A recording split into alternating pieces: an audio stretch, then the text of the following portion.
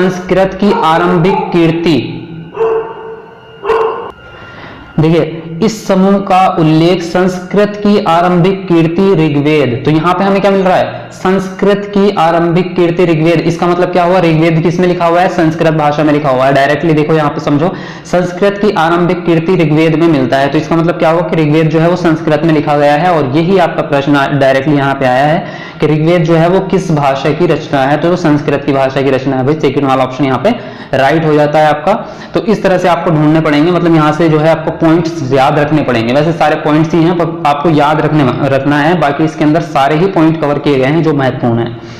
आगे चलते हैं और आगे आपको कुछ इंपॉर्टेंट चीजें दी गई हैं। भारतीय इतिहास के स्रोत क्या क्या हैं, यानी कि जो है भारतीय जो इतिहास है जिसकी जानकारी जो है इतिहासकारों ने लगाई है, तो उसके कौन कौन से साधन रहे, कौन कौन से स्रोत रहे जिसके द्वारा जो है वो जानकारी इकट्ठा करते हैं। तो फर्स्ट नंबर पे आपका आता है पांडुलिपि। ये पुस्तकें हाथ से लिखी होने के कारण पांडुलिपि कहलाती हैं, और ये पांडुलिपियां प्राय ताड़पत्रों अथवा हिमालय क्षेत्र में उगने वाले भूर्ज नामक पेड़ की छाल के विशेष तरीके से तैयार भोजपत्र पर लिखी जाती है। तो ये कुछ पॉइंट याद रखने हैं। पहली चीज तो ये कि पांडुलिपियां जो है वो ताड़पत्रों पर लिखी जाती हैं, और दूसरा जो है हिमालय क्षेत्र में उगने वाले भूर्ज नामक पेड़ की छाल से बनाए गए भोजपत्र पर लिखी जाती है। तो दो चीजें हुई, एक तो हुआ आपका ताड़पत्र और एक हुआ आपका भोजपत्र। तो यहां से भी एक प्रश्न बना था आपका अभी लास्ट ईयर, तो देखते हैं कौन सा प्रश्न है आपका। 2018 का ये भी अभी जो लास्ट आपका सीटेट का पेपर हुआ है, देखिए डायरेक्टली आया था कि सबसे पुरानी पांडुलिपियां जो है वो किस पर लिखी गई थी। तो ऑप्शन दिए गए हैं आपके पत्थरों पर, कागज पर, लकड़ी पर या फिर ताड़पत्रों पर। तो आपको दिया है यहाँ पे ताड़पत्र, तो अभी अभी आपने पढ़ा है कि ताड़पत्र पर बनी है, तो यहाँ पे फोर्थ ऑप्शन आपका राइट हो जाता है। तो इस हिसाब से देखिए यहाँ पे दिया गया है आपको पांडुलिपि किस पे लिखी गई है, ताड़पत्रों पर, तो यहाँ पे ऑप्शन आपका वहां पे राइट हो जाता है। इसी तरह से आपका नेक्स्ट है अभिलेख। तो अभिलेख क्या होते हैं, ये प्रमुख रूप से सोना, चांदी, लोहा, तांबा जैसे कांसे की प्लेट, पत्थर, मंदिरों की दीवारों पर उकेरे मिलते हैं। और उत्कीर्ण अभिलेख के अध्ययन को एपिग्राफी यानी कि अभिलेख शास्त्र कहते हैं। आगे आपके कुछ और जो है दिए गए हैं अन्य स्रोत क्या क्या हो सकते हैं। तो पुरानी इमारतें हैं, मूर्तियां हैं, सिक्के हैं, बर्तन हैं, आभूषण, चित्र, साहित्यिक स्रोत आदि ये सब हैं जिसके द्वारा इतिहास जो है, इतिहासकार जो है इतिहास का पता लगाते हैं पुराने जमाने के। चलिए मैं आपको इसका चित्र दिखा देता हूं। तो ये आप देख सकते हैं, ये जो है आपकी पांडुलिपि है एक प्रकार की, ऐसी मतलब पांडुलिपियां हुआ करती थी ये जो ताड़पत्रों पर लिखी जाती थी। इसके बारे में यहाँ पे लिखा भी है उन्होंने थोड़ा सा। यह पांडुलिपि लगभग 1000 वर्ष पहले लिखी गई थी। किताब बनाने के लिए ताड़ के पत्तों को काटकर उनको अलग अलग हिस्सों में एक साथ बांध दिया जाता है और भूर्ज पेड़ की छाल से बनी ऐसी ही एक पांडुलिपि तुम देख सकते हो, यानी कि ये जो सामने दी गई है। और इसके एक किनारे पर छेद कर दिया जाता था, और इसमें ताकि जो है बहुत सारे जब पन्ने हो जाएं उनके पास, तो वो एक जगह उसको बांध देते थे, इसके अंदर से धागा वगैरह जो भी निकाल के, और वो पूरी पुस्तक टाइप की बन जाती थी। तो ये देख सकते हैं आप, एक प्रकार की पांडुलिपि है। और आगे देखते हैं, ये है आपका अभिलेख, जिसे अभिलेख कह रहे हैं। तो ये अभिलेख जो है ये हमेशा किस पे, मजबूत चीजों पे बनता है, और खुदाई करके मतलब उकेरा जाता है, किसी नुकीली चीज से बनाया जाता होगा, जैसे कि दीवारों पर, पत्थरों पर, तांबे वगैरह पर, धातु पर, तो उस टाइप से जो है इस पे लिखी जाती थी। तो ये हुआ आपका अभिलेख। इसके अलावा अन्य स्रोत ये मिले हैं आपके, जैसे कि ये बर्तन है आपका, और इसी प्रकार की ये सिक्के हैं। मतलब देखो सिक्कों की जो है बनावट भी पहले अलग प्रकार की होती थी, आजकल गोल होते हैं, लेकिन पहले देखो अजीब से अलग, मतलब उनका आकार अलग हुआ करता था। तो ये इस प्रकार के थे। तो ये कुछ चीजें हैं जो आपको याद रखनी है। चलिए आगे देखते हैं। आगे दिया है आपका तिथियों को लिखने की पद्धति क्या हुआ करती थी। मतलब जैसे कि आजकल हम ईयर लिखते हैं, मंथ लिखते हैं, तो हम बोल देते हैं कि ये वाला सन चल रहा है, ये वाला ईयर चल रहा है। तो उस टाइम में कैसे कैसे तिथियों की लिखने की पद्धति होती होगी। तो वर्तमान में वर्ष की गणना जो है ईसाई धर्म के प्रवर्तक ईसा मसीह के जन्म की तिथि से की जाती है। मतलब आज अभी की बात कर रहे हैं फिलहाल, ये मतलब तिथियों को कैसे लिखते हैं हम पुराने समय से रिलेट करके।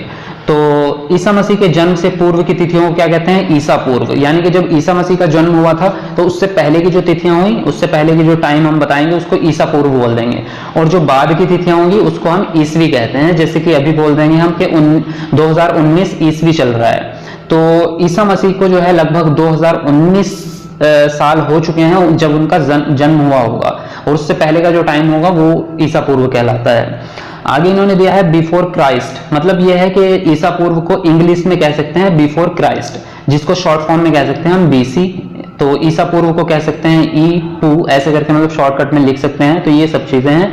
और कभी कभी जो है AD की जगह पे कॉमन एरा यानी कि CE तथा BC की जगह पे B4 कॉमन एरा यानी कि BCE का प्रयोग भी होता है। सेकंड चैप्टर है आपका आरंभिक मानव की खोज में। तो चलिए इसमें देखते हैं क्या बताया गया है। तो आरंभिक मानव के निवास स्थल क्या थे। तो सबसे पहले आपको बताया गया है भीमबेटका, हुंसकी एवं कुरनूल गुफाएं भारत के प्रमुख पुरापाषाणिक पुरास्थल हैं।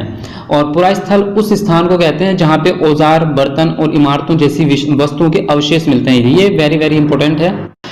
और ये आपका जो है आ भी चुका है, मतलब मतलब लास्ट ईयर में आपके आ भी चुका है सीटेट में कि पुरा स्थल किसको कहते हैं, मतलब पुरा स्थल किस स्थान को कहते हैं। तो उस स्थान को कहते हैं जहाँ पे औजार, बर्तन, इमारतों जैसी आदि वस्तुओं के अवशेष मिलते हैं। तो ये चीज आपको याद रखें। और आदि मानव इन गुफाओं और कंदराओं में इसलिए रहते थे ताकि वे धूप, बारिश, हवाओं से बच सकें। आगे देखते हैं। आगे जो है आपके ये पूछा गया है, बताया गया है कि पुरापाषाणिक स्थल कौन से हैं, नवपाषाणिक स्थल कौन से हैं और महापाषाणिक। जैसे कि आप जानते हैं कि आपके जो है 3 कालों में विभाजित किया गया है पाषाण काल को, पुरापाषाण, नवपाषाण और महापाषाण। तो ये हैं आपके। तो इनके जो है कौन कौन से पुरास्थल हैं वो प्रश्न बनते हैं आपके। तो पुरापाषाणिक स्थल है आपके भीमबेटका जो कि आधुनिक मध्य प्रदेश में है, हुंसगी और कुरनूल गुफाएं ये हैं। और नवपाषाणिक में आपके ये आ जाएंगे बुर्जहोम, कोल्डीवा, महागढ़ा, चिरांग, दाओजली हेडिंग, हुल्लूर, पोयमपल्ली, पेयमपल्ली और मेहरगढ़। तो ये आ जाएंगे आपके नवपाषाणिक में। और महापाषाणिक में आएंगे आपके ब्रह्मगिरी और आदि चंदूर। तो ये आपको याद रखने हैं। देखिए इससे प्रश्न भी मैं आपको दिखा देता हूं बना हुआ है कैसे। तो यहाँ पे हाँ ये देखो ये प्रश्न इसी से संबंधित है आपका। देखो ये भी निम्नलिखित में से कौन सा पुरापाषाणिक स्थल है। तो यहाँ पे आपका जो है दिए गए हैं ऑप्शन भीमबेटका, बुर्जहोम, इनामगांव और हुल्लूर। तो ये आप जो है अगर आपने ये पढ़ रखे हैं तो आप इसमें से देख सकते हैं। तो यहाँ पे दिया हुआ है, देखिए पुरापाषाणिक स्थल कौन सा है, भीमबेटका है। तो यहाँ पे भीमबेटका जो है आपका पहले ऑप्शन में दिया गया है भीमबेटका। यहाँ पे पहला ऑप्शन आपका राइट हो जाता है। अब सेकंड आपका प्रश्न है मध्य प्रदेश में स्थित भीमबेटका जो है एक स्थल है, मतलब पुरापाषाणिक है, नवपाषाणिक है, महापाषाणिक है, सूक्ष्म पाषाणिक। तो कौन सा हुआ ये पुरापाषाणिक स्थल है आपका फर्स्ट ऑप्शन। और ये सब जो है आपके सीटेट में पूछे जा चुके प्रश्न हैं। तो इस तरह से बनते हैं, मतलब मैं आपको ये दिखाना चाह रहा था कैसे जो है आपके प्रश्न बनते हैं। तो ये इस तरह से आपके प्रश्न बनेंगे उसमें सीटेट में यहाँ से। चलिए तो नेक्स्ट पे चलते हैं आगे। आगे इसमें दिया है आपका आखेटक खाद्य संग्राहक। तो ये भी आपका मोस्ट इंपोर्टेंट टॉपिक है, इससे भी प्रश्न बनते ही आपके। ये लोग यहाँ लगभग 20 लाख वर्ष पहले रहा करते थे।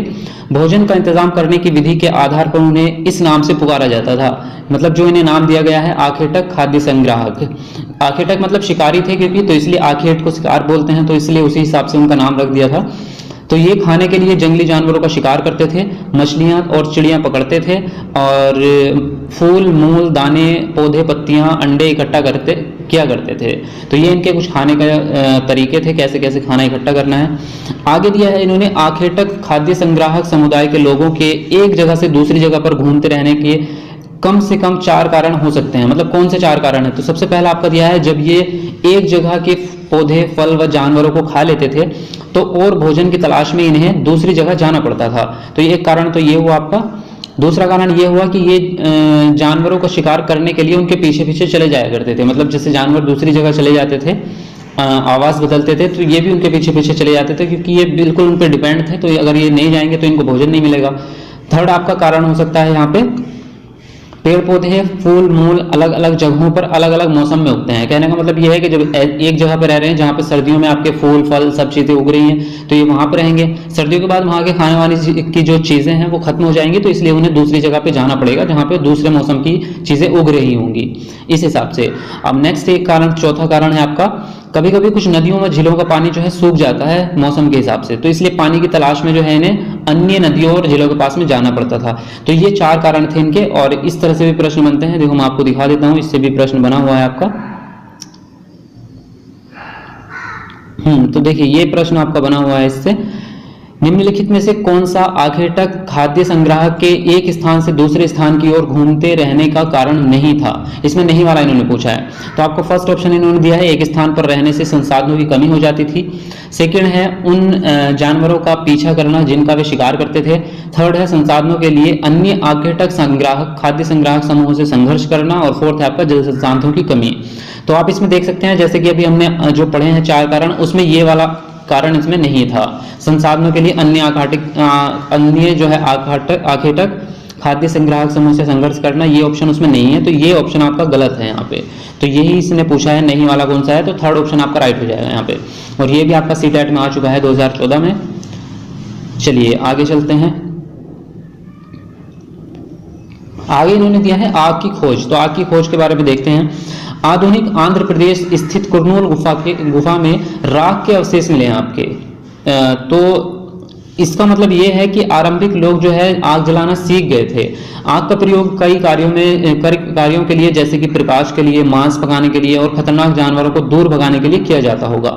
तो ये जो है इस तरह से इनको अवशेष मिले थे, तब उन्होंने पहचान की कि वाकई में जो है वो लोग आग जलाना सीख गए थे। अब आगे आपको दिया है पाषाण काल का विभाजन। जैसे कि आप जानते हैं 3 कालों में विभाजित किया गया है, उसके बारे में थोड़ा पढ़ लेते हैं क्योंकि इसके बारे में प्रश्न आपके बनते ही हैं। बहुत ही इंपॉर्टेंट टॉपिक है पाषाण काल, वैसे भी आप सब जानते होंगे। तो सबसे पहला आपका पुरा पाषाण काल। ये दो शब्दों पुरा यानी कि पुराना और पाषाण यानी कि पत्थर से बना है। यानी कि पुराना टाइम पे जो पत्थर का प्रयोग करते थे उसके आधार पे जो है इसका नाम रख दिया गया था। तो पुरा पाषाण काल जो है वो 20 लाख वर्ष पूर्व से लेकर 12,000 वर्ष पूर्व तक का समय माना जाता है। और इसे 3 भागों में विभाजित किया गया है आपका, आरंभिक, मध्य और उत्तर पुरा पाषाण काल। तो ये तो मतलब ये इसी के 3 भाग हैं पुरा पाषाण के, आरंभिक, मध्य और उत्तर पाषाण। क्योंकि ये बहुत लंबा है इसलिए इसको जो है अध्ययन करने के लिए इन्होंने 3 भागों में विभाजित कर दिया। बाकी पाषाण काल 3 ही है, पुरा पाषाण हो गया और दूसरा हो गया आपका मध्य पाषाण। तो मध्य पाषाण काल जो है वो आपका 12,000 वर्ष पूर्व से लेकर 10,000 तक चला और ये मध्य पाषाण काल हो गया। इस समय जलवायु परिवर्तन के कारण घास के मैदान बढ़ने लगे। मतलब ये देखो, ये बहुत इंपॉर्टेंट चीज है इस मामले में। मतलब मध्य पाषाण काल क्यों उपयोगी है और पेपर में इसका क्वेश्चन भी बनता है। तो ये यहाँ पे ना सबसे ज्यादा इंपॉर्टेंट परिवर्तन हुआ है इस काल में।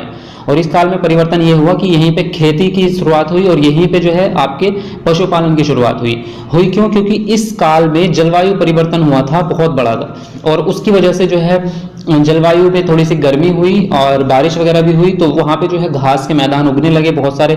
और जब घास के मैदान होंगे तो जो लोग जानवर घास खाने वाले थे, जैसे कि हिरन होता है, बारहसिंगा, भेड़, बकरी, गाय, तो जो उनकी संख्या भी बढ़ने लगी। भाई जब घास बढ़ेगी तो उनकी संख्या भी बढ़ने लगी वहां पे, क्योंकि उनको भोजन मिलने लगा। और जब उनकी संख्या बढ़ने लगी तो मानव ने उनको पालना शुरू कर दिया, उनका पालन शुरू कर दिया जानवरों का। तो उनको 2 फायदे हो गए। एक तो उनको जो वहां पे हरियाली हुई और पेड़ पौधे हो गए तो उससे भी उनको भोजन मिलने लगा होगा। आजकल जैसे कि हरी सब्जियां वगैरह खाते हैं तो शायद वहां पे भी उन्होंने कुछ सब्जियों को छांट लिया होगा कि हमें कौन सी खा सकते हैं, तो वो भी एक फायदा हुआ। दूसरी चीज उनको जानवर पालना आ गया, वहां पे उन्होंने खेती करनी शुरू कर दी, सबसे बड़ी चीज, क्योंकि जब मौसम उस हिसाब से हो गया कि वहां पे घास खेती उग सकती थी तो उन्होंने जो है खेती भी शुरू कर दी और पशुपालन भी शुरू कर दिया।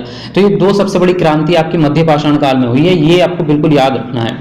चलिए और आगे है आपका नवपाषाण काल। तो नवपाषाण काल में क्या हुआ? नवपाषाण काल जो है 10,000 वर्ष पूर्व से लेके उसके बाद के काल को नवपाषाण काल कहते हैं। इस काल में पत्थरों के औजार जो है वो काफी छोटे, तेज और परिष्कृत हुए थे और धातुओं के हथियार भी उपयोग में आने लगे थे।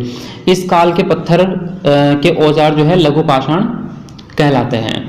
तो ये आपके 3 प्रकार के तो इन्होंने कालों को विभाजित किया है और इससे कालों से तो आपका प्रश्न भी बना था। मैं आपको दिखा देता हूं। हाँ, एक तो ये है, देखिए आपका कि मानव इतिहास में कौन सा काल जो है सबसे लंबा है आपका? पुरा पाषाण काल, मध्य पाषाण, महापाषाण, मध्य पाषाण या फिर नवपाषाण। तो जैसे कि अभी हमने देखा है सबसे लंबा जो काल है 20 लाख वर्ष पूर्व से लेकर 12,000 तक का, वो पुरा पाषाण युग है। तो ये सबसे लंबा होगा, आपका फर्स्ट ऑप्शन यहाँ पर राइट होगा। ये आया था आपका 2014 में। और आपका जो है इसी टाइप का प्रश्न अभी लास्ट ईयर में भी आया है 2018 में। देखिए ये 2018 का है आपका, अभी जो दिसंबर में पेपर हुआ था। मानव इतिहास में निम्नलिखित में से कौन सी अवधि सबसे लंबी है, यानी कि कौन सा काल सबसे लंबा है? मध्य पाषाण, नवपाषाण, महापाषाण या फिर पुरा पाषाण? तो पुरा पाषाण भाई सबसे लंबा है। ये आपका बिल्कुल यहाँ पे लास्ट ईयर का ही है, अभी 2018 का प्रश्न है ये। चलिए आगे देखते हैं।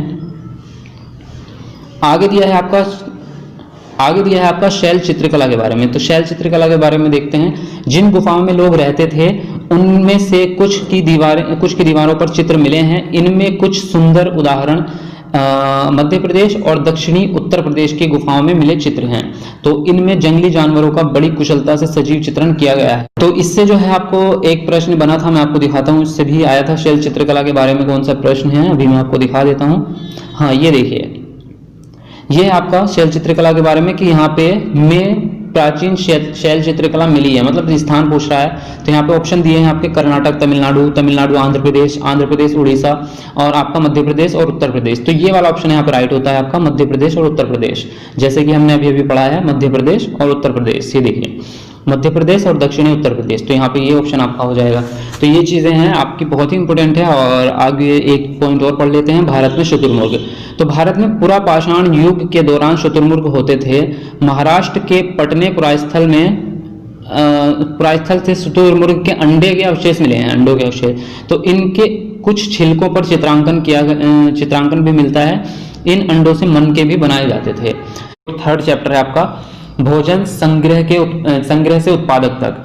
तो यानी कि जो भोजन के बारे में जब लोगों ने, मतलब आदि मानव ने जो है जब कृषि का प्रारंभ कर दिया था, उन्होंने कृषि करना स्टार्ट कर दिया था, तो फिर उन्हें जो है संग्रह करने की भी जरूरत पड़ी थी। मतलब जो अनाज था उनका जो वो उगा रहे थे उसको संग्रह करना बहुत जरूरी था, एक तो खाने के लिए और फिर दूसरा ये है कि उसको नेक्स्ट टाइम बीज के रूप में इस्तेमाल करने के लिए, बोने के लिए। तो इसलिए बोल रहे हैं संग्रह से उत्पादक का जो सफर उन्होंने तय किया वो किस तरह से किया होगा और कैसे कैसे सोचा होगा, उन्होंने क्या क्या क्रियाएं की होंगी, वो सारी चीजें इसमें बताई गई हैं। तो हमने जैसे कि लास्ट चैप्टर में अभी पढ़ा था कि 12,000 वर्ष पहले मध्य पाषाण काल में जो है मानव ने खेती एवं पशुपालन की शुरुआत की थी। जब मैंने आपको बताया था कि उस टाइम पे बहुत जो है जलवायु परिवर्तन हुआ था मौसम में और घास उगनी स्टार्ट हो गई थी। और जब घास उगनी स्टार्ट होगी तो जो घास खाने वाले पशु थे वो भी ज्यादा, उनकी संख्या बढ़ने लगी। तो उन्होंने जो है आदि मानव ने कृषि भी स्टार्ट कर दी और पशुपालन भी उनका स्टार्ट कर दिया धीरे धीरे। लेकिन उन्होंने सारे पशु नहीं पाले थे, उन्होंने वो भी चेक किया कि कौन से पशु जो है हमारे लिए लाभदायक होंगे और कौन से हानिकारक भी हो सकते हैं। तो ये सारी चीजें इसमें बताई गई है। आगे बोल रहा है मानव ने पौधों, बीजों तथा उनके उगने के समय, स्थान व तरीकों को सीखना आरंभ किया और धीरे धीरे वे कृषक बने। आगे बोल रहा है वो सबसे पहले जिस जंगली जानवर को पालतू बनाया गया था वो कुत्ते का जंगली पूर्वज था। समझ रहे हो? तो सबसे पहला जो बता रहे हैं कि कुत्ते का जंगली पूर्वज था जो पालतू जानवर बना, और धीरे धीरे उन्होंने भेड़, बकरी और गाय आदि पालना स्टार्ट किया। आगे है आपका बसने की प्रक्रिया। ये इंपॉर्टेंट चीज है, मतलब एक छोटा शब्द आपको लग रहा है बसने की प्रक्रिया, लेकिन इसके अंदर बहुत सारी चीजें बताई गई हैं और इसमें प्रश्न भी आपका बन जाता है। इसमें 4 ऑप्शन वाला प्रश्न बनेगा, जैसे मतलब 4 लाइन वाला कि बसने की प्रक्रिया के अंदर कौन कौन से आएंगे, या बसने की प्रक्रिया के अनुसार जो है निम्नलिखित में से कौन से कथन सही हैं। और उसमें 4 कथन देगा A B C D, फिर आपको छांटने होंगे कि इनमें से A B सही है या A B C सही है। इस तरह के प्रश्न इसमें से बनने की संभावना है। तो इसके अंदर देखो बसने की प्रक्रिया का मतलब क्या है। लोगों द्वारा पौधे उगाने और जानवरों की देखभाल करने को बसने की प्रक्रिया का नाम दिया गया है। सबसे पहली चीज तो अपनाए गए पौधे तथा जानवर अक्सर जंगली पौधों और जानवरों से अलग होते थे, भिन्न होते थे। उदाहरण के तौर पर लोग उन्हीं पौधों तथा जानवरों को चुनते थे जिनके बीमार होने की संभावना कम होती थी। और आगे बोल रहा है कि यही लोग उन्हीं पौधों को चुनते थे जिनके बड़े दाने वाले अनाज हो, और साथ ही मजबूत डंठल उनकी होनी चाहिए जो अनाज के पके दानों का भार संभाल सके और गिरे नहीं, ताकि उनका नुकसान ना हो। और जानवरों में उन जानवरों को चुनते थे जो आमतौर पर अहिंसक हो, यानी कि जो मारने वाले ना हो, जो हिंसक होते हैं, जानवर के इंसानों को नुकसान पहुंचा देते हैं, वो उस टाइप के नहीं होने चाहिए, अहिंसक जानवरों को चुनते थे। तो ये चीजें हैं इसके बारे में। अब आगे है एक नवीन जीवन शैली। तो जब लोग पौधे उगाने लगे थे तो उनकी देखभाल के लिए लंबे समय तक एक ही जगह पर उन्हें रहना पड़ा। तो समझ रहे हो, उनको फिर जो है एक जगह पर रहना पड़ा, तो बस्ती गांव का निर्माण हुआ आपका। फिर बीज बोने से लेकर फसलों के पकने तक, पौधों की सिंचाई करने, खरपतवार हटाने, जानवरों और चिड़ियों से उनकी रक्षा करने जैसे बहुत सारे काम जो है इसमें शामिल थे। तो ये सब इंपॉर्टेंट चीजें हैं। और आगे बोल रहा है कि अनाज के भंडारण के लिए उन्हें मिट्टी के बड़े बड़े बर्तन बनाए उन्होंने, और टोकरियां बनाई, और फिर जमीन में गड्ढा खोदा। तो गड्ढे के अंदर जो है जमीन के अंदर वो उनको रखते थे ताकि उनको वो खराब ना हो जाए उनका अनाज जो है, ताकि वो अगले टाइम बो सके उसको बीज के रूप में। आगे बोल रहा है जहां पुरातत्वविदों को शुरुआती कृषकों और पशुपालकों के होने का साक्ष्य मिला है, ये पूरे उपमहाद्वीप में पाए गए हैं। इनमें सबसे महत्वपूर्ण पश्चिमोत्तर क्षेत्र में, आधुनिक कश्मीर में और पूर्वी तथा दक्षिणी भारत में पाए गए हैं। आगे है आपका, तो नीचे दिया है इन्होंने कुछ निम्नलिखित कुछ ऐसे पुरास्थल हैं जहां पर अनाजों तथा पालतू जानवरों के अवशेष मिले हैं। तो ये कौन कौन से हैं, ये आपको मतलब लिख लेना इनको चाहे और स्क्रीनशॉट ले लेना, लेकिन ये आपको याद करने पड़ेंगे क्योंकि ये स्थान वाली चीजें जो है बहुत इंपॉर्टेंट भी होती हैं और थोड़ा याद रखना कभी कभी कंफ्यूजन हो जाती है, इसलिए इसको लिख लेना आप लोग। तो पुरास्थल जैसे कि मेहरगढ़ है जो कि आधुनिक पाकिस्तान में इस टाइम, तो इस जगह पे मिले हैं आपके गेहूं, जो भेड़ बकरी और मवेशी, जो भैंस टाइप का होता है एक जानवर मवेशी, तो उनके जो है शाख से मिले हैं यहाँ पे। और आपका कोल्डीवा जो कि आधुनिक उत्तर प्रदेश में है, वहां पे मिले हैं आपको चावल और जानवरों की हड्डियां। महागढ़ा ये भी उत्तर प्रदेश में है अभी फिलहाल, तो वहां पे भी चावल, मवेशी, और मवेशी का मतलब पता ऐसे लगाया इन्होंने कि मिट्टी पर जो है उनके खुरों के निशान मिले हैं। खुर मतलब जो उनके पैर होते हैं, जो उनके कड़े वाले मजबूत पैर होते हैं, आपने देखे होंगे गाय भैंस के पैर जो होते हैं, तो उसके निशान मिले उनको मिट्टी पे, तो उससे उन्होंने पता लगाया कि ये लोग जो है मवेशियों का पालन भी करते थे। आगे आपका है गुफक्रॉल जो कि आधुनिक कश्मीर में है, तो यहाँ पे गेहूं और दलहन मिला है। बुर्जहोम ये भी तो कश्मीर में है आपका, तो यहाँ पर गेहूं और दलहन, कुत्ते, मवेशी, भेड़ बकरी ये सब मिले हैं, इनके अवशेष मिले हैं यहाँ पर। उसके आगे बोल रहा है चिरांद जो कि आधुनिक बिहार में है इस टाइम, वहां पे गेहूं, हरे चने, जौ, भैंस, बैल के अवशेष मिले। हुल्लूर जो कि आंध्र प्रदेश में इस टाइम, तो ज्वार मिला वहां पे आपको, बाजरा मिला, मवेशी, भेड़, बकरी, सुअर, तो इन सब के अवशेष मिले हैं। उसके बाद बोल रहा है पेयमपल्ली, तो ये आधुनिक आंध्र प्रदेश में मिला है, मतलब आधुनिक आंध्र प्रदेश में है इस वक्त। और यहाँ पे काला चना मिला आपका, ज्वार, बाजरा, मवेशी, भेड़, सुअर, तो इनके जो है अवशेष इन जगहों पे मिले हैं, तो ये आप याद रखें। आगे बोल रहा है स्थायी जीवन की ओर। स्थायी जीवन का मतलब ये है कि पहले क्या था, पहले वो अलग अलग जगहों पे घूमते रहते थे लोग और एक जगह पे नहीं रहते थे, और फिर घर बनाकर भी नहीं रहते थे, गुफाओं वगैरह में जो है कंदराओं में इस तरह से रहते थे। तो इसके बारे में जो ये बता रहा है कि इसके बाद जो है लोग स्थायी जीवन की ओर बढ़े, उन्होंने स्थायी जीवन की ओर अग्रसर हुए। तो किस टाइप से हुए, पुरातत्वविदों को कुछ पुरास्थलों पर झोपड़ियों और घरों के निशान मिले हैं, जैसे कि बुर्जहोम जो वर्तमान कश्मीर में है इस टाइम, के लोग गड्ढे के नीचे घर बनाते थे, मतलब जमीन के अंदर घर बनाते थे, तो जिन्हें गर्तवास कहते थे। इनमें उतरने के लिए सीढ़ियां होती थी और इन्हें जो है उन्हें ठंड के मौसम से सुरक्षा मिलती थी इससे। तो यहाँ पे आगे बोल रहा है कि पुरातत्वविदों को झोपड़ियों के अंदर तथा बाहर दोनों स्थानों पर आग जलाने की जगह मिली है, और ऐसा लगता है कि लोग मौसम के अनुसार घर के अंदर या बाहर खाना पकाते होंगे, तो वो खाना पकाने से जो है आग के अवशेष उनको मिले हैं। ये भी हो सकता है कि ठंड से बचने के लिए जमीन में गड्ढा बनाते थे और घर मतलब जमीन के अंदर बनाते थे। दूसरी चीजें हो सकती हैं, जानवरों के डर से जो है ये नीचे बनाते होंगे कि जानवर खतरा ना पहुंचाए, और उस तरह से मतलब कुछ चीजें तो उन्होंने सोची होंगी जो ये जमीन के अंदर बनाया है उन्होंने घर। चलिए नेक्स्ट है आपका सूक्ष्म निरीक्षण।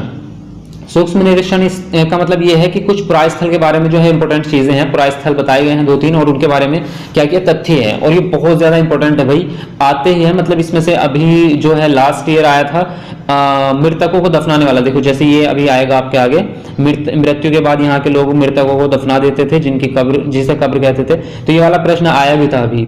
तो इस तरह से जो है इनके प्रश्न निकलते हैं आपके। और तो चलिए देख लेते हैं मेहरगढ़ में जीवन मृत्यु। मेहरगढ़ के बारे में क्या बोल रहा है, यह ईरान जाने वाले सबसे महत्वपूर्ण रास्ते बोलन दर्रा के पास एक हरा भरा समतल स्थल है। नेक्स्ट पॉइंट है, इस इलाके में सबसे पहले उसी स्थान पर खेती और पशुपालन स्टार्ट हुआ। तो देखो सबसे मोस्ट इंपोर्टेंट चीज आगे बोल रहा है, यहाँ चौकोर तथा आयताकार घरों के अवशेष मिले हैं। आगे बोल रहा है, मृत्यु के बाद यहाँ के लोग मृतकों को दफना देते थे, जिसे कब्र कहते थे। इस एक कब्र में जो है एक मृतक के साथ एक बकरी को दफनाया गया था। ये अब देखो कितनी रहस्यमय बात है और बहुत ही इंटरेस्टिंग भी है कि कब्र के अंदर जो है वो बकरियों को दफना देते थे उसके साथ में, और वो ये सोचते थे संभवतः इसे परलोक में मृतक के खाने के लिए रखा गया होगा। मतलब वो लोग ये सोचते थे कि हम इसको दफना रहे हैं तो एक बकरी को उसके अंदर रख देते थे कि ये उसके काम आएगी परलोक में, वो खाएगा इस चीज को, क्योंकि वो शिकारी थे और उस टाइम पे मांस ही खाते थे, तो उनका यही खाना था, तो वो इसलिए जो है उनको बकरी रख देते थे कब्र के अंदर। आगे नेक्स्ट है आपका दाउजली हेडिंग। देखिए इसके बारे में पढ़ते हैं। यह पुरास्थल चीन और म्यांमार की ओर जाने वाले रास्ते में ब्रह्मपुत्र की घाटी की एक पहाड़ी पर है और यहाँ खरल और मूसल जैसे पत्थरों के उपकरण मिले हैं। तो इससे पता चलता है कि यहाँ लोग भोजन के लिए अनाज उगाते थे। साथ ही यहाँ से जेटाइट पत्थर भी मिला है। संभवतः यह पत्थर जो है चीन से आया होगा। और इसके अतिरिक्त इस पुरास्थल से काष्ठाश्म किसको बोलते हैं? अति प्राचीन लकड़ी जो सख्त होकर पत्थर हो गई है के औजार और बर्तन भी मिले हैं। तो आपका 4th चैप्टर है आरंभिक नगर। तो देखते हैं इसके अंदर कुछ इंपोर्टेंट चीजें जो है वो ही उठाई गई हैं। आपकी एक्स्ट्रा मटेरियल अवॉइड किया गया है, कुछ भी एक्स्ट्रा नहीं है। तो इंपोर्टेंट चीजों की हम बात कर रहे हैं। चलिए, तो यहाँ पर फर्स्ट पॉइंट आपका लगभग जो है 150 साल पहले जब पंजाब में पहली बार रेलवे लाइन बिछाई जा रही थी तो इस काम में जुटे इंजीनियरों को अचानक हड़प्पा पुरास्थल मिला था जो आधुनिक पाकिस्तान में है। नेक्स्ट आपका पॉइंट है, उसके बाद लगभग 80 साल पहले पुरातत्वविदों ने इस स्थल को ढूंढा और तब पता चला कि यह खंडर जो है उपमहाद्वीप के सबसे पुराने शहरों में से एक है और इन शहरों का निर्माण लगभग जो है आपका 4700 साल पहले हुआ था। तो ये है आपकी कुछ मतलब डेट्स और समय आपको याद रखना है और स्थान भी आप याद रख सकते हैं कहाँ पे मिले हैं। नेक्स्ट आपका पॉइंट है, इन नगरों के ऊंचाई वाले भाग को, मतलब ये जो नगर थे इसको जो है आपके 2 भागों में बांटा गया था। उन्होंने मतलब जब सभ्यता का निर्माण हुआ तो वहां के लोगों ने या वहां के राजाओं ने जो है उसको 2 भागों में बांटा था और जो एक हिस्सा था उसको ऊंचा बनाया गया था थोड़ा, और नीचे वाला हिस्सा जो है वो थोड़ा, दूसरा हिस्सा जो है वो नीचा बनाया गया था। तो इस हिसाब से उन्होंने डिजाइन किया था। तो जब ये पुरातत्वविदों को मिला है तो उन्होंने जो है जो ऊंचाई वाला भाग है उन नगरों का, उसको जो है उन्होंने नगर दुर्ग का नाम दिया है, नगर दुर्ग। और जो निचले वाला हिस्सा है उसको कहा है उन्होंने निचला नगर। तो ये 2 नाम है और ये आप याद रख सकते हैं। जो ऊंचाई वाला भाग था उसको नगर दुर्ग कहते थे और जो नीचे वाला भाग था उसको निचला नगर कहते थे। और आपका नेक्स्ट है आपका मोहनजोदड़ो में खास तालाब बनाया गया था। तो इसकी जो है इंफ्रास्ट्रक्चर जो है वो थोड़ा अच्छे ढंग से बनाया गया था, पत्थरों से जो बनाया गया था इसकी चारों दीवारें जो है, और उनके ऊपर जो है उन्होंने लेप भी किया था ताकि जो है उसके अंदर से पानी लीकेज ना हो। उस तरह से जो है वो बहुत ही बढ़िया ढंग से उन्होंने बनाया था। आगे है कि कालीबंगा और लोथल जैसे अन्य नगरों में अग्निकुंड मिले हैं। तो अग्निकुंड जहाँ पे संभवतः यज्ञ किए जाते होंगे उस टाइम पे, तो ये मतलब अंदाजा लगाया है उन्होंने, विद्वानों ने। तो वो मिले हैं आपके कालीबंगा में और लोथल में अग्निकुंड। आगे नेक्स्ट आपका पॉइंट है, ये नगर आधुनिक पाकिस्तान के पंजाब और सिंध प्रांतों में, भारत के गुजरात, राजस्थान, हरियाणा और पंजाब प्रांतों में मिले हैं। तो ये जगहों के नाम आपको याद रखने हैं। इन सभी स्थलों से पुरातत्वविदों को अनोखी चीजें मिली हैं, जैसे कि मिट्टी के लाल बर्तन जिन पर काले रंग के चित्र बने थे, और पत्थर के बाट थे, मोहरे थी, मनके और तांबे के उपकरण और पत्थर के लंबे ब्लेड आदि, ये सब सामान जो है वहां पे मिले हैं। इन सबके अवशेष उन्हें मिले हैं। आगे है आपका नेक्स्ट पॉइंट, इन नगरों के घर, नाले और सड़कों का निर्माण योजनाबद्ध तरीके से एक साथ ही किया गया है। मतलब इस तरह से किया गया है उन्होंने कि जो सड़कें थी, सड़कों के बीच में या सड़कों के साइड में जो है वो नाले बनाते थे, छोटे छोटे नाले, और वो छोटी जो नालियां होती थी वो आगे चल के बड़े नालों में मिल जाती थी, और वो जो बड़े नाले थे वो जाके जो है नदियों में या महासागरों में मिल जाती थी। तो इस प्रकार से जो उन्होंने डिजाइन किया था उनको, और उन्होंने क्या किया था, नालों के बीच में जो है उन्होंने कहीं कहीं पे वो जो क्या कहते हैं उसको, हॉल टाइप के मतलब उन्होंने बनाए थे रास्ते, ताकि उसकी सफाई की जा सके, उसकी मरम्मत की जा सके, वो उन्होंने वहां पे बनाए थे। तो इसलिए जो है पूरा उन्होंने इसका निर्माण योजनाबद्ध तरीके से किया था, बिल्कुल ढंग से। नेक्स्ट आपका पॉइंट है, पुरातत्वविदों को हड़प्पा के नगरों से जो चीजें मिली हैं उनमें अधिकतर पत्थर, शंख, तांबे, कांसे और सोने और चांदी जैसी धातुओं से बनाई गई हैं। तो ये आप देख सकते हैं। और नेक्स्ट कह रहा है वो आगे, संभवतः 7000 साल पहले मेहरगढ़ में कपास की खेती होती थी। मोहनजोदड़ो से कपड़े के टुकड़े के अवशेष, चांदी के एक फूलदान के ढक्कन और कुछ अन्य तांबे की वस्तुओं से चिपके हुए मिले हैं। यानी कि मोहनजोदड़ो में, उस समय में मोहनजोदड़ो के टाइम पे जो है कपड़ों का इस्तेमाल हो रहा था। जैसे कि विद्वानों को यहाँ पे साक्ष्य मिले हैं या उन्हें जो है इसके अवशेष मिले हैं कपड़े के। तो इसका मतलब ये हुआ कि मोहनजोदड़ो में उस टाइम पे कपड़े का यूज होता था। तो उन्होंने ये कहा है कि मेहरगढ़ के पास जो है वो कपास की खेती होती होगी या होती थी 7000 साल पहले। वहां से जो है उन्होंने कच्चा माल लिया और या उसका कपड़ा जो है उन्होंने वहां से इस्तेमाल किया। आगे एक वर्ड है आपका फ्रेंस। तो फ्रेंस क्या होता है इसके बारे में पढ़ते हैं। बालू तथा स्फटिक पत्थरों के चूर्ण को गोंद में मिलाकर उनसे वस्तुएं बनाई जाती थी और उसके बाद उन वस्तुओं पर एक चिकनी परत चढ़ाई जाती थी और इस चिकनी परत के रंग प्राय जो है नीले होते थे या फिर हल्के समुद्री हरे होते थे। तो ये जो वस्तुएं बनाई जाती थी मतलब खिलौने टाइप की भी कह सकते हैं इनको, तो उनको ही जो कहते थे वो फ्रेम्स कहते थे और ये बालू और स्फटिक पत्थरों के चूर्ण से बनती थी। तो ये चीज आप याद रखेंगे। आगे बोल रहा है वो, हड़प्पा के लोग तांबे का आयात जो है संभवतः आज के राजस्थान से करते होंगे। मतलब ये है कि वहां पे जो है कच्चा माल जो है बाहर से मंगाया जाता था। तो इसमें कुछ चीजें बताई है उसने कि कहां कहां से मंगाया जाता था, कौन कौन सी जगहों से। तो ये जगहें भी आपको याद होनी चाहिए। तो हड़प्पा के लोग जो है तांबे का आयात संभवतः आज के राजस्थान से करते थे और यहाँ तक कि पश्चिम एशियाई देश ओमान से भी तांबे का आयात किया जाता था।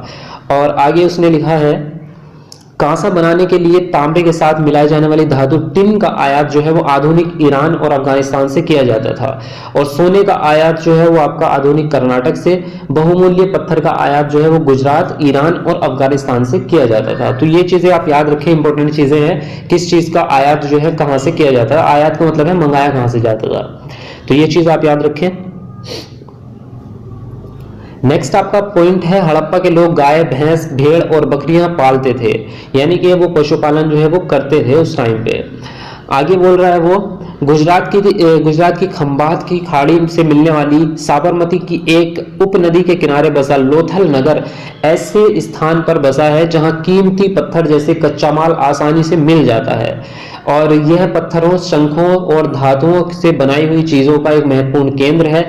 और इसको जो है मतलब ये जो जगह है आपकी लोथल, इसको वहां का जो है एक बंदरगाह भी माना जाता है और कहा जाता था कि यहाँ पे जो है जब माल आयात और निर्यात करते होंगे तो यहाँ पे आके जो है नाव रुकती होंगी, जो बाहर से नाव या जहाज तो नहीं थे, नाव होंगी उस टाइम पे। तो जो नाव थी वो नाव वहां पे आके रुकती होंगी और वहीं पे जो है माल उतारा और चढ़ाया जाता होगा। तो इसको उन्होंने वहां का बंदरगाह माना है। आगे बोल रहे हैं, लगभग जो है 3900 साल पहले जो है एक बड़ा बदलाव देखने को मिला है और ये जो सभ्यताएं थी, जो सिंधु सभ्यताएं थी, जहाँ पे हड़प्पा, मोहनजोदड़ो, ये सब जो है धीरे धीरे वो समाप्त हो गई थी और उनका अस्तित्व जो है धीरे धीरे समाप्त हो गया। तो कह सकते हैं ये मतलब क्या रहस्य रहा उसका कि वो सारी सभ्यताएं जो है आज समाप्त हो चुकी हैं। तो कुछ विद्वानों ने जो है पता लगाया है या अंदाजा लगाया है, उन्होंने कल्पना की है साक्ष्यों के बेस पे। तो वो कहते थे कि वहां के जंगलों का विनाश हो गया होगा और विनाश इसलिए हुआ होगा वहां पे, उसका कारण ये बताते हैं कि यहाँ पे ईंटों का प्रयोग बहुत ज्यादा होता था। वहां पे चिनाई वगैरह जो है और इमारतें बहुत ज्यादा बनाई गई थी, तो वहां पे ईंटों का प्रयोग बहुत ज्यादा होता था और ईंटें पकाने के लिए मतलब पक्की ईंटों का प्रयोग करते थे। ईंटें पकाने के लिए जो है उनको ईंधन की जरूरत होती होगी, जिसके लिए वो वनों को काटते चले गए होंगे, जंगलों को काटते चले गए होंगे ईंधन के लिए। तो वहां पे धीरे धीरे क्या हुआ होगा कि जंगल जो है खत्म हो गए होंगे। तो ये एक कारण हो सकता है वहां की सभ्यताओं के नष्ट होने का। दूसरा वो बोल रहे हैं कि यहाँ के जो भेड़, बकरी, मवेशी, गाय वगैरह जो है ये पशुपालन बहुत करते थे। तो ये पशुपालन करने के कारण जो है वहां के घास के मैदान जो है सब खत्म हो गए होंगे, मतलब उन्होंने चर लिए होंगे, जो इनके पालतू पशु थे उन्होंने चर लिए होंगे, तो घास वाले मैदान जो है वहां पे समाप्त हो गए। और कुछ का कहना है कि वहां पे बाढ़ आई थी और कुछ कहते हैं कि नदियां सूख गई थी, इसलिए जो है वहां के लोग जो है वहां से जगहों को छोड़कर चले गए वहां से। तो ये अलग अलग मतलब विद्वानों के मत हैं, लेकिन अभी तक कोई संपूर्ण जो है मतलब ठोस सबूत नहीं है और ठोस जो है आपका कारण नहीं मिला है कि आखिर कारण था क्या। तो ये सिर्फ अंदाजे इन्होंने लगाए हैं कि ये कारण हो सकते हैं वहां के लोगों की सभ्यता को छोड़ने के और उन सभ्यताओं को नष्ट हो जाने के। आगे इन्होंने कुछ चीजों को ऐड दिया है, अन्यत्र चीजें मतलब ऐड किया है यहाँ पे। तो लगभग जो है 5000 साल पहले मिस्र के शासन करने वाले राजा जो है वो बड़े बड़े मकबरे बनाया करते थे, जिन्हें पिरामिड के नाम से जाना जाता था। और ये होते भी इसी टाइप के थे, जो मकबरे होते थे तो ये इसी टाइप के होते थे, इस तरह से डिजाइन होता था, मतलब इस टाइप के होते थे, पिरामिड टाइप के। तो इसलिए इनको पिरामिड कहा जाता था। और राजाओं के मरने के बाद जो है उनके शवों को, यानी कि उनका जो शरीर होता है, मृत शरीर, उनको जो है इन्हीं पिरामिड के अंदर जो है दफनाकर सुरक्षित रखा जाता था। इन शवों को ममी कहते हैं, ममी। ये जो शव थे उनके, इनको ममी कहते हैं। और उनके शवों के साथ जो है और भी अन्य चीजें, अनेक चीजें दफनाई जाती थी, जैसे कि खाने पीने की चीजें, पेय यानी कि पीने की चीजें, वस्त्र, गहने, बर्तन, वाद्य यंत्र, हथियार और जानवर शामिल हैं। तो ये सब चीजें जो है उनके साथ में जो है उस पिरामिड में ही दफनाई जाती थी। और आगे बोल रहा है वो, कभी कभी शव के साथ में उनकी जो है सेवक और सेविकाओं को भी दफना दिया जाता था। तो ये सोचते थे, मतलब वहां के लोगों का ये मानना था कि ये सब चीजें जो है उसको मरने के बाद जो है इसकी जरूरत पड़ेगी और वो इनका लाभ उठा सकेगा, इनसे सेवा अपनी ले सकेगा। पांचवा आपका चैप्टर है, क्या बताती हैं हमें किताबें और कब्रें। तो फर्स्ट पॉइंट आपका है वेद 4 हैं, जो वेद होते हैं आपके ऋग्वेद, सामवेद, यजुर्वेद तथा अथर्ववेद। सबसे पुराना वेद जो है वो आपका ऋग्वेद है, जिसकी रचना लगभग 3500 साल पहले हुई थी। ये सवाल आपको बहुत ज्यादा बार पूछा जाता है कि ऋग्वेद की रचना जो है कितनी पहले हुई थी, मतलब किस समय हुई थी। ऋग्वेद में 1000 से ज्यादा प्रार्थनाएं हैं जिन्हें सूक्त कहा जाता है। तो सूक्त का अर्थ होता है अच्छी तरह बोला गया। ये विभिन्न देवी देवताओं की स्तुति में रचे गए हैं और इनमें 3 देवता जो है वो प्रमुख हैं आपके, अग्नि, इंद्र और सोम। अग्नि का जो देवता माना जाता है उसको माना जाता है आग का देवता, इंद्र को युद्ध का देवता और सोम जो है वो एक पौधा है जिससे एक खास पेय बनाया जाता है। आगे आपका नेक्स्ट पॉइंट है, ऋग्वेद की भाषा प्राक सांस्कृतिक या प्राक संस्कृत या वैदिक संस्कृत कहलाती है और संस्कृत भाषा जो है वो भारोपीय यानी कि भारत यूरोपीय भाषा परिवार का हिस्सा है। ऋग्वेद की रचना जो है विश्वामित्र द्वारा की गई थी और ऋग्वेद में मवेशियों, बच्चों, खासकर पुत्रों और घोड़ों की प्राप्ति के बारे में जो है अनेक प्रार्थनाएं उसके अंदर दी गई हैं। ऋग्वेद में विष और जनों के नाम मिलते हैं, इसलिए हमें पुरुजन या विष भरतजन, यदुजन या फिर विष जैसे उल्लेख मिलते हैं उसके अंदर। आगे पॉइंट है आपका, ऋग्वेद की रचना महाद्वीप के उत्तर पश्चिम में हुई और महापाषाण कब्रें बनाने की प्रथा लगभग 300 साल पहले शुरू हुई। यह प्रथा दक्कन, दक्षिण भारत, उत्तर पूर्वी भारत तथा कश्मीर में प्रचलित थी। नेक्स्ट पॉइंट आपका, इनाम गांव में 3600 से 2700 साल पहले लोग रहते थे। वहां वयस्क लोगों को प्राय गड्ढे में सीधा लेटाकर दफनाया जाता था। उनका सिर उत्तर की दिशा में होता था और ऐसे बर्तन जिसमें शायद खाना और पानी दफनाए जाते थे शव के पास रखे जाते थे, ताकि वो उनका ये विश्वास था कि ये चीजें उसको बाद में काम आएंगी परलोक में। आगे पॉइंट है आपका, आज से लगभग 2000 पहले चरक नाम के प्रसिद्ध वैद्य हुए थे जिन्होंने चिकित्सा शास्त्र पर चरक संहिता नामक पुस्तक लिखी थी। ये इंपॉर्टेंट पॉइंट्स होते हैं, इस तरह की वर्ड्स जो होते हैं इनको याद रखा करें आप। वे कहते हैं कि मनुष्य के शरीर में जो है 360 हड्डियां होती हैं। संभवतः चरक ने अपनी पुस्तक में या अपनी गिनती में दांत, हड्डियों के जोड़ और आपका जो है कार्टिलेज जैसे जोड़ को भी उसको जोड़कर तब उन्होंने जो है हड्डियों की संख्या बताई होगी, इसलिए जो है उन्होंने 360 बताई। नॉर्मली आजकल जो हमारा साइंस बोलता है वो 206 बताता है। आगे आपका ऋग्वेद में व्यास, सतलज, सरस्वती, सिंधु और उसकी सहायक नदियों का जिक्र है। गंगा और यमुना का सिर्फ एक बार उल्लेख हुआ है। ये आपका 2014 सीटेट में आया था कि गंगा और यमुना का कितनी बार उल्लेख हुआ है। आगे है आपका अध्याय नंबर 6 यानी कि चैप्टर नंबर 6 आपका, राज्य, राजा और प्राचीन गणराज्य। तो अश्वमेध यज्ञ के बारे में इसमें पूछा गया है, बहुत इंपॉर्टेंट चीज है ये आपके। यह एक ऐसा आयोजन था जिसमें एक घोड़े को राजा के लोगों की देखरेख में स्वतंत्र विचरण के लिए छोड़ दिया जाता था। इस घोड़े की किसी दूसरे राजा ने अगर रोक दिया उसको, तो उसे वहां अश्वमेध यज्ञ करने वाले राजा किससे लड़ाई करनी पड़ती थी। अगर उन्होंने घोड़े को जाने दिया तो इसका मतलब यह होता था कि अश्वमेध यज्ञ करने वाला राजा जो है उससे ज्यादा शक्तिशाली है। आगे वर्ण के बारे में इसमें बताया गया है। पुरोहितों ने लोगों को 4 वर्गों में विभाजित किया था जिन्हें वर्ण कहा जाता था। पहला वर्ण आपका ब्राह्मणों का था, दूसरा वर्ग शासकों था और जिन्हें जो है क्षत्रिय कहा जाता था, और तीसरे स्थान पर विश्व या वैश्य थे। इनमें जो है कृषक, पशुपालन और व्यापारी आते थे। वर्णों में अंतिम स्थान पर जो आते थे वो शूद्रों का था और इनका काम जो है अन्य 3 वर्णों की सेवा करना होता था। जनपद, तो जनपद का शाब्दिक अर्थ जो होता है वो होता है जन के बसने की जगह। ये आपका सीटेट में आ चुका है कि जनपद का अर्थ क्या होता है, जन के बसने की जगह। दिल्ली में पुराना किला, उत्तर प्रदेश में मेरठ के पास हस्तिनापुर और एटा के पास अतरंजी खेड़ा उसमें प्रमुख है। इन पुरास्थलों पर कुछ विशेष प्रकार के बर्तन मिले हैं जिन्हें चित्रित धूसर पात्र के रूप में जाना जाता है। आगे आपका महाजनपद। महाजनपद जो है लगभग करीब 2500 साल पहले कुछ जनपद अधिक महत्वपूर्ण हो गए, इन्हें महाजनपद कहा जाने लगा। अधिकतर महाजनपदों की एक राजधानी होती थी। कुछ राजा अपनी राजधानियों में किलेबंदी, चारों ओर विशाल, ऊंची और प्रभावशाली दीवार खड़ी कर अपनी समृद्धि और शक्तिशाली का प्रदर्शन करते थे, शक्ति का। तो आगे इसमें कर के बारे में बताया गया है। महाजनपदों के राजा लोगों से कर लेते थे यानी कि टैक्स लेते थे। तो पहला होता था आपका किसानों से फसलों का 1/6 भाग लिया जाता था।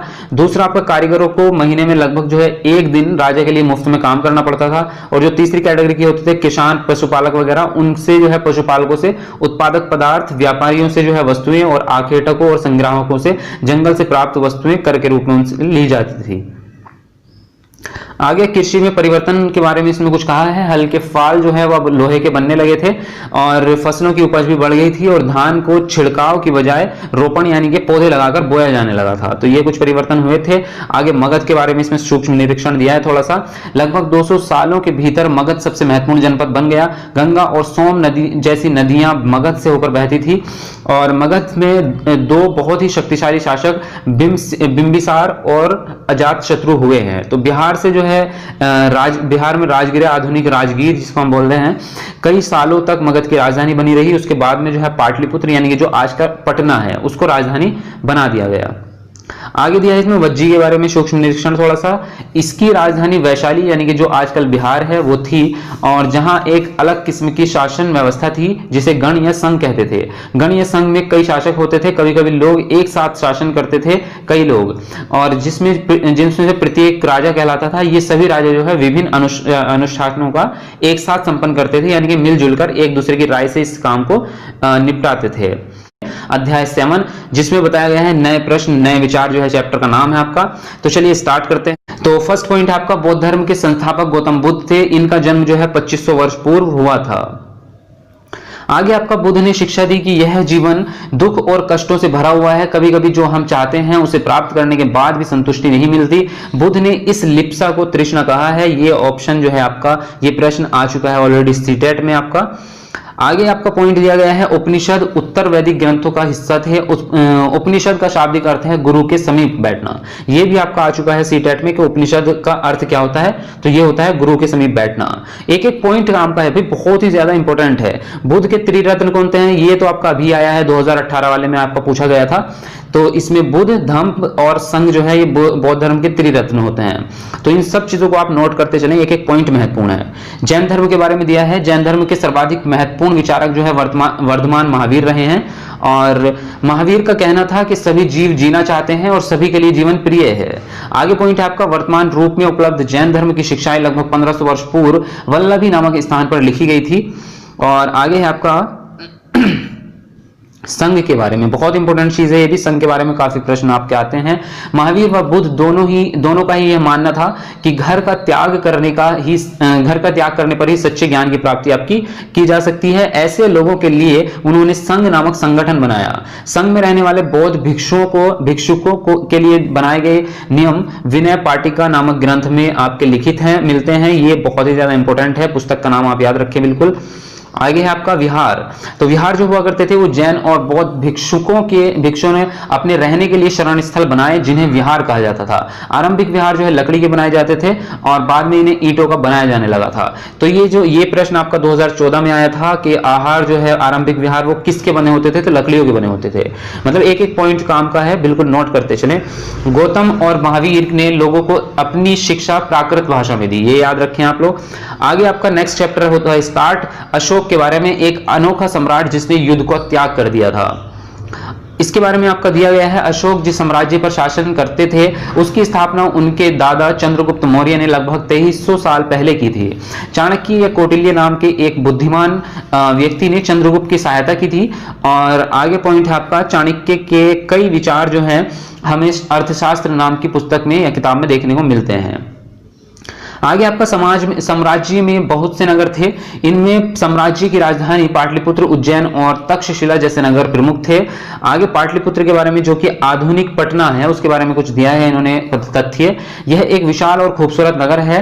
यह एक विशाल प्राचीर से घिरा हुआ है और जिसमें 570 बुर्ज और 64 द्वार हैं। 2 और 3 मंजिल वाले घर लकड़ी और कच्ची ईंटों से बने हैं। राजा का महल भी काठ से बना है जिसे पत्थर की नक्काशी से अलंकृत किया गया है। यह चारों तरफ से उद्यानों और चिड़ियों के बने बसेरों से घिरा है। आगे दिया है पॉइंट आपका, अशोक मौर्य वंश के प्रमुख शासक थे। वह ऐसे पहले शासक थे जिन्होंने अभिलेखों द्वारा जनता तक अपने संदेश पहुंचाने की कोशिश की। और ये अभिलेख जो है प्राकृत या लिपि भाषा में प्राकृत या ब्राह्मी लिपि में है। तो ये प्रश्न भी आपको आया था, ये आप याद रखें। जो अशोक के अभिलेख थे वो प्राकृत और ब्राह्मी लिपि में लिखे गए थे।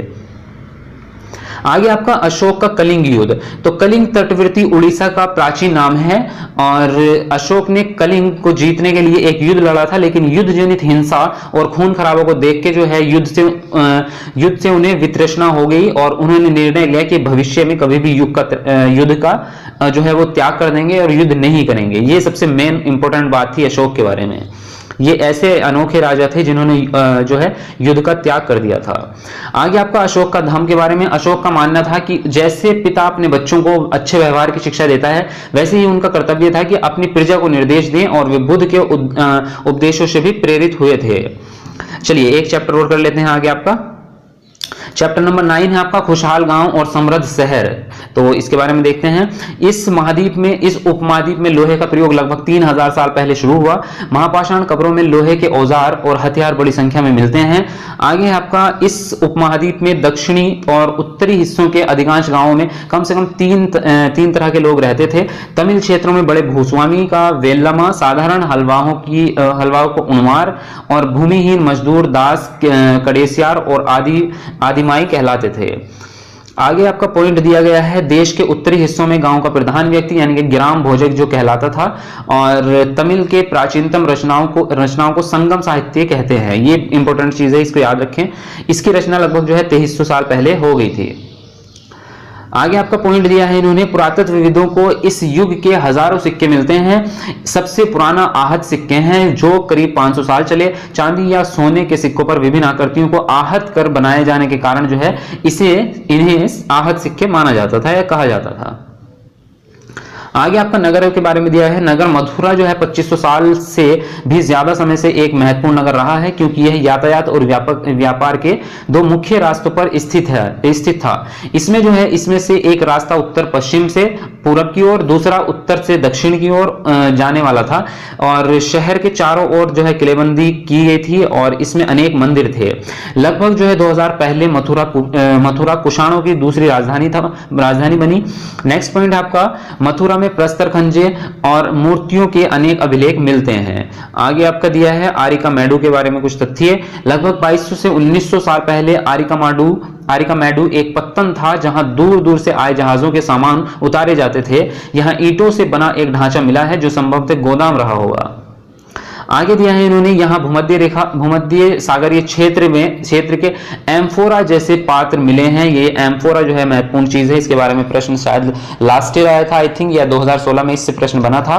तो इसमें शराब या तेल जैसे तरल पदार्थ रखे जा सकते थे और इसमें दोनों तरफ से पकड़ने के लिए हत्थे लगे हैं। हाँ, ये प्रश्न आया था कि एम्फोरा किस प्रकार का पात्र था और उसमें ऑप्शन में ये वाला दिया था कि जिसमें दोनों तरफ हत्थे लगे हों पकड़ने के लिए। ये इस तरह से बना था प्रश्न आपका। यहां एरेटाइन जैसे मोहर लगे लाल चमकदार बर्तन भी मिले हैं। इन्हें इटली के एक शहर के नाम पर एटराइन पात्र के नाम से जाना जाता है। चैप्टर नंबर 10 है आपका व्यापारी, राजा और तीर्थयात्री। तो यहाँ पे इन्होंने पॉइंट दिया है, दक्षिण भारत सोना, मसाले, खास तौर पर काली मिर्च तथा कीमती पत्थरों के लिए प्रसिद्ध था। काली मिर्च का रोमन साम्राज्य में इतनी मांग थी कि इसे काले सोने के नाम से जाना जाता था। ये आपका जो है प्रश्न आ चुका है, ये भी सीटेट में 2014 में आई थिंक या 15 में आया था, काले सोने वाला। आगे आपका दक्षिण भारत में ऐसे अनेक रोमन सोने के सिक्के मिले हैं जिससे अंदाजा होता है कि उन दिनों रोम के साथ बहुत अच्छे व्यापार चल रहा था।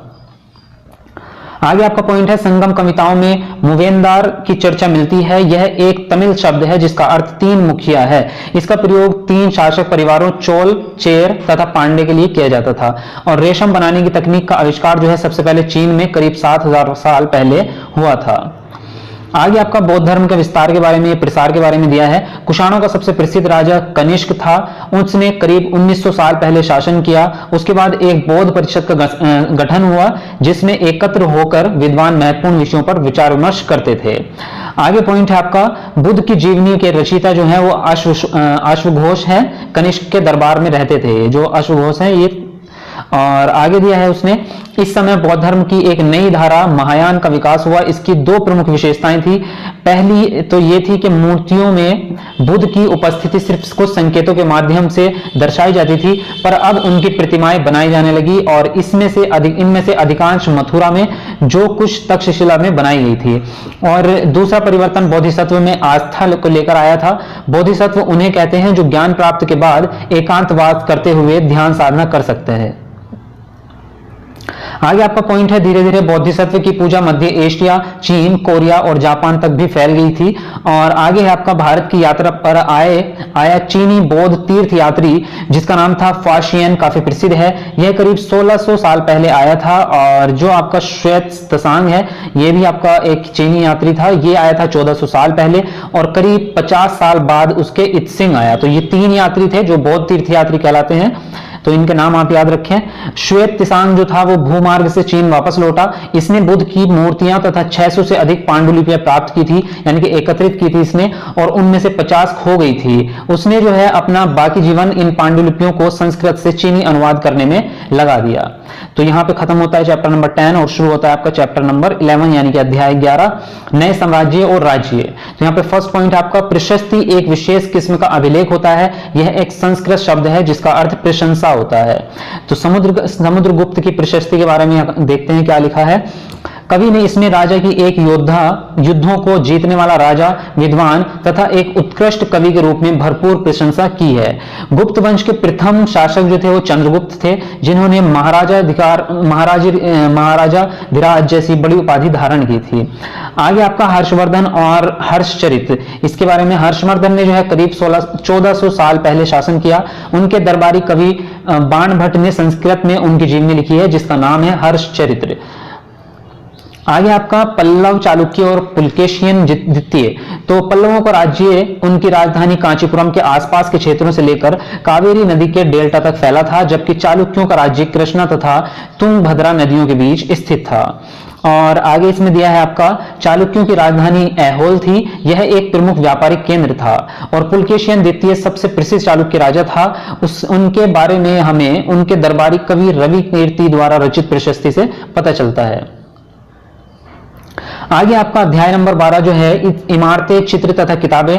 तो लोह स्तंभ के बारे में इसमें पढ़ते हैं, बहुत ही इंपॉर्टेंट चीज है ये।